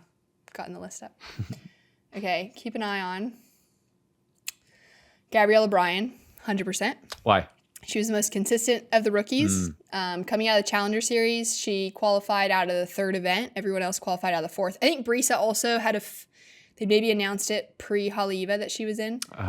But I just think that Gabby has, like, she made it through the cut, which is crazy impressive. So she's obviously going to be taking out Rookie of the Year. Only rookie. But I think that's... On the women's side, excuse me. Sorry, on the women's side. Only rookie, which is crazy. I just really respect her approach to things. She's had to put in a lot of hard yards without any sponsorship behind her, like her whole career. Literally, Hurley picked her up before Sunset, the Hurley Pro Sunset Beach. So for her, I think it's really special that she's getting to compete for the rest of the season. And I just think it's going to be a really cool story to kind of see how her specifically as one of those rookies, because some of the other rookies, India Robinson also struggled with sponsorship behind the scenes, but some of the other ones have kind of just had this expectation on them for so long. And I love that it's a woman who maybe not as many people are familiar with is the rookie that's actually come out on top with the consistency conversation. And she like smashed the Challenger Series last year. So I think she's going to be a really exciting one. Carissa, I've got to throw her name in there because I think we could likely be seeing her as another world champion, but I also am just wondering out of a really I just really wonder how her energy levels are and how she's kind of going after such a crazy year last year. Yeah. Like winning the Olympic gold medal, winning the WSL finals, all of the adjustments that took psychologically for changing platforms. Like we're talking about the restructure. She surfed brand new structures for both of those events and walked away victorious. Right. Maybe the advantage being number 1 seed at the finals. We'll see how that unfolds over the next few years, I guess. But I think coming into Margaret River, it was a really interesting position to see her sitting at number 1 in the world, but kind of wondering if she was feeling like her performance was at its top, and that if Carissa's not at her top, she's still sitting at number 1 in the world. Sure. Which is nuts. It's crazy. Like, she's that good, you know? Yeah. So maybe I'm just curious to kind of see what ends up happening with her this year, whether it's another world title or maybe she walks away and she doesn't even make it into the final 5. Like, I don't see that as a reality because she's literally that good that maybe not having had the best heats. She was still in the yellow jersey at Margaret River. She's now lost that to Brisa. Yeah. But that's what I'm really excited for. And then probably Brisa because she's just like figuring some stuff out and it's really exciting to see. And I think she's got the coolest attitude. She's just such a kind soul to everyone that she's around. I mean, all of the women are, but there's just something that's different about her, I think. And I'm really excited to see her with that sort of freedom approaching her heat surfing. And I think she is now proving the consistency of being back in the yellow jersey again. And I'm really curious to see how she goes against the likes of Steph, of Tyler, of Carissa. And if she can hold herself in that top pack and be a world title contender this year, like maybe it will take a few more years.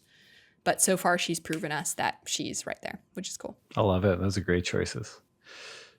Thanks. So we put out a feeler to the folks that follow us on Instagram and Twitter at the Lineup Pod for questions for you, Shannon Hughes. And we got hundreds. I don't know, a lot. We got a lot back, and we had our producers had to Thanks, guys. wade. Thanks. Yeah, exactly. Thanks for Our caring. producers had to wade through them all, which is good. But we've lowered them, or we limited them down to our 3 that we liked. First question is from @Brian Hope, who asks, "What is your most memorable interview and why?" Wow. I remember interviewing Bianca Beitendog. This was the first time I'd worked for the ISA at the World Surfing Games. And that's just the first thing that pops into my mind was her. She didn't win the gold medal that year. This was in 2018. It was the year before the Olympic conversation started. And she was just on this roll though, like she made it into the finals. And I remember having a few interviews with her, and it's pretty fun when you get like back-to-backs with the same person in the same event, because you get to go a little deeper every time. You kind of, it's actually hard sometimes to listen in. We can't listen to everything on broadcast at every event, like in the middle of the day. So you maybe miss what someone else asked somebody, and then you're up to ask them, and you don't want to repeat a question. But I just remember that year with Bianca having some really incredible like conversation interviews with her, where she was kind of approaching me beforehand, and we actually got to the space because I must have interviewed her 5 times or 6 times in the space of a couple days, which is a lot. Like that's a lot of heat winds. And we're kind of approaching it and going like, all right, what do we want to talk about in this one? Like we've already, forget heat strategy. Like you're obviously killing it. So let's go deeper, and really to allow her to kind of open up on who she was as a person, and to talk about grace and the effect that's had in her life, and how she's brought that into competitive surfing and her connection with people and all that. That probably stands out as the most memorable, like multiple runs of interviews that I've had is with her. She's a beautiful person. She's a good friend of mine from home as well. So it's really fun to connect with somebody that I know well. Yeah, she is, and she's an incredible surfer. That's a great answer. Yeah, and she's now like an Olympic silver medalist, which is wild. Look at that. So cool. Second question is from @Tonita Surfs, who asks, "A next step for women's equality is adding the number of women on tour. What will it take?"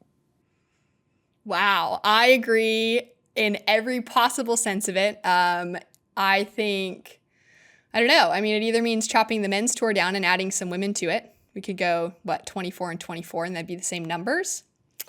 I don't even know. I don't know why it's not happening. I don't know if that's in the hands of the WSL, if that's the hands of the surfers kind of WPS side of things. I've heard a few different conversations around different things. But regardless of that, I can say I think it needs to happen, and I'm shocked it hasn't happened yet. Yeah, I mean, I can speak to this a little bit too. I guess it's part of my job. But yeah, no. I mean, it's something we've. What's the deal? Well, it's something we've talked about quite a lot, certainly in recent years, and I think it will happen at some point. I guess people can quote me on that because that's pretty non-committal, but I think that the challenge historically, right? And I don't think this is like a current study, but I know that SEMA, the Surf Industry Manufacturers Association, did like a global study on just surfing demographics. This is like a few years ago, not several, like maybe 5. And they said the gender balance globally on the men's and women's surfing population was 9 men to every 1 woman. So if you think about that, and that creates your talent pools from which you pull competitive surfers or professional surfers or the elite level competitive surfers, et cetera, it's a pretty radical ratio. And that, in my opinion, has to do with a lot of things. It's industry support, it's, community support. It's just sort of legacy bias, I think, in lineups around the world. How welcoming are they? Like how comfortable are you making people, agnostic of their background, who they are, feel in the water? So I think that's sort of historically created that imbalance. And when you've looked at the CT in recent years with, 36 men, 18 women, it's already pretty radically course correcting that, from 9-1 to 2-1. And so I think what needs to happen, in addition to the top down balancing, which if you look over the last few years, the WSL's made all the events the same, right? Equal number of men's and women's events, equal venues, equal prize money, which is great. Same on the Challenger Series, which is great. And I think what you're seeing is like a top-down approach to balancing out those talent pools. What I think also has to happen is a bottoms-up approach as well, right? Where it's not just the CT events, the Challenger Series events, it's these pro junior events, it's the amateur events, it's the regional QS events that are creating the opportunity for women to come in and to balance out that ratio in a way where you're getting the world's best surfers at the elite level on the championship tour. And I think it's going to happen. I think you can maybe argue that it's a lot closer than it's ever been. But I think it always comes down to, okay, well, if you're shaving men off the tour, are you losing talent? If you're adding women to the tour, are you diluting that talent? And I don't have an answer either way necessarily, but I do think that to combat that in the most effective way, it's like you got to balance out that global ratio just so you have those pools to develop all the way up to the championship tour. Okay. I hear that argument. I definitely I feel like there's probably so much going in behind the scenes of just that big, broader conversation. I think it'd be so cool to see 6 more up to 18. Think of the women that didn't qualify off the Challenger Series last year. Mm-hmm. We wouldn't have had, I don't know. I just think there's names there that 100%, even honestly going that extra 10, 12 surfers, it adds in the women that are currently sitting in those spots on the Challenger Series that aren't on the CT. There are CT surfers sitting in that mix that have already been on tour. And there's a new pack that are just as talented, I think, as those rookies that walked through. So I just think it's there. But I understand there's so much more behind the scenes to it. And I also think maybe it's working from the top down, introducing equal prize money there was insane. It's the coolest thing, and it's had the best repercussions. It's honestly the best thing the WSL ever did was introduce that, because now you've got down to state and local levels laws that are being put in place, especially here in Australia, where equal prize money has to be there for men and women, regardless of what's happening. And imagine if the CT introduced equal numbers, then what could start happening? Could there be more spots for women to enter competitions because maybe there's plenty there.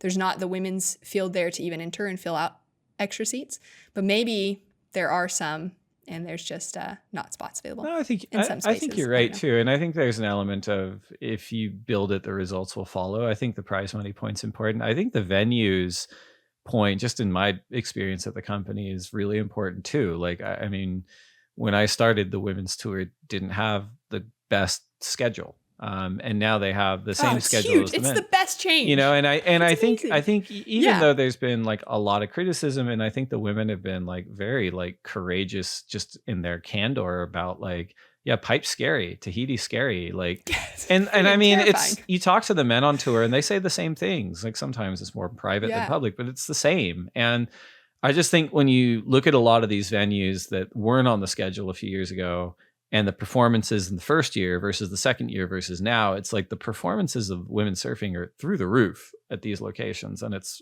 really cool to see. Yeah, totally agree. Great question. Third question is from @McDonald228, who asks, what is it about surfing that makes it unique from any other sport? Wow, that's such a good question.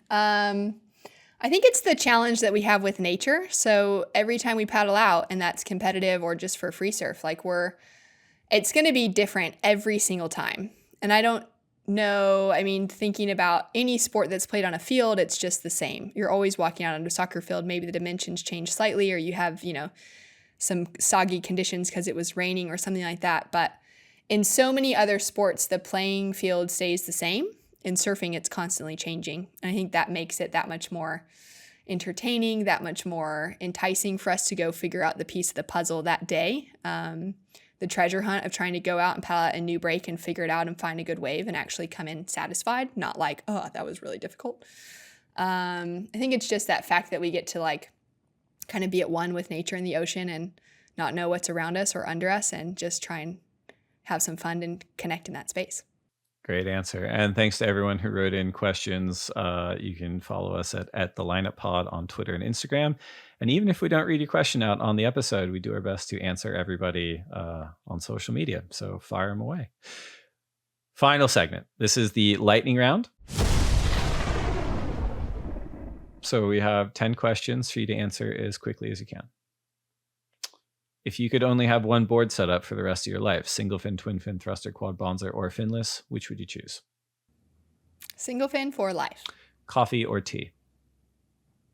Coffee. Burrito or pizza? Maybe pizza. Last book you read? It's a tough one. Chad Reber's research document for Margaret River. That definitely qualifies. We don't have time to read, man. The last few months, it's like been wild. I get those too. It is seriously a book. Thank you, Chad, for putting it together. He just emailed us and printed out the ones for Gold Coast. So that'll be the next book I read as well. You the man, Chad. Best surf film ever. Oh, The Endless Summer. Original one. Yep. Also the only one my dad let us watch at home when I was a kid. So I didn't really get introduced to like surf films until I was in my 20s looking at JB that were different than The Endless Summer. I can repeat everything that the narrator says word for word. I like it. What is one wave you never have to go back to? Oh my gosh. Dunes in South Africa. It's like in Cape Town. It's this crazy beach break. It's just a mile-long walk from the car. It's totally shark infested. It's probably the coldest water I've ever felt before. And it's just really heavy. And that's like, I know the bread and butter of so many surfers, but so not anything I ever want a piece of again. Anything that's like that, actually. I appreciate that answer. If you only get to surf one wave for the rest of your life. Lower Point, J-Bay. Best person to share a lineup with? Probably my husband. Worst person to share a lineup with? Oh gosh. Anyone that just like doesn't have a sense of snaking and paddling around us. Whether it's like someone that's really good, paddling out with like all the Challenger Series athletes this week who are going to paddle around us the whole time. But it's more like those guys that are just kind of like pretty egotistical and really just don't see the value of anybody else in the lineup. I think that sort of person. There's one person I have in mind. I have no idea what the guy's name is, but he surfs Lower Point on a regular basis and could definitely handle never paddling out with him again. Okay, last one. Finish this sentence. I will next achieve a state of happiness by going outside, going down to the beach. Love it. Shannon Hughes, thank you so much for your time, your insights. Appreciate everything you do on tour. We look forward to watching you in the coming weeks at the Challenger Series events. And for all the listeners out there, check out the Women's Surf Network as well as their podcast, The Double Up. Just a real honor to talk to you finally. And I look forward to seeing you down the track in person. Thanks so much, Dave. Great conversation and keep up the good work on the lineup. Look forward to seeing who else you talk to this year. Thank you.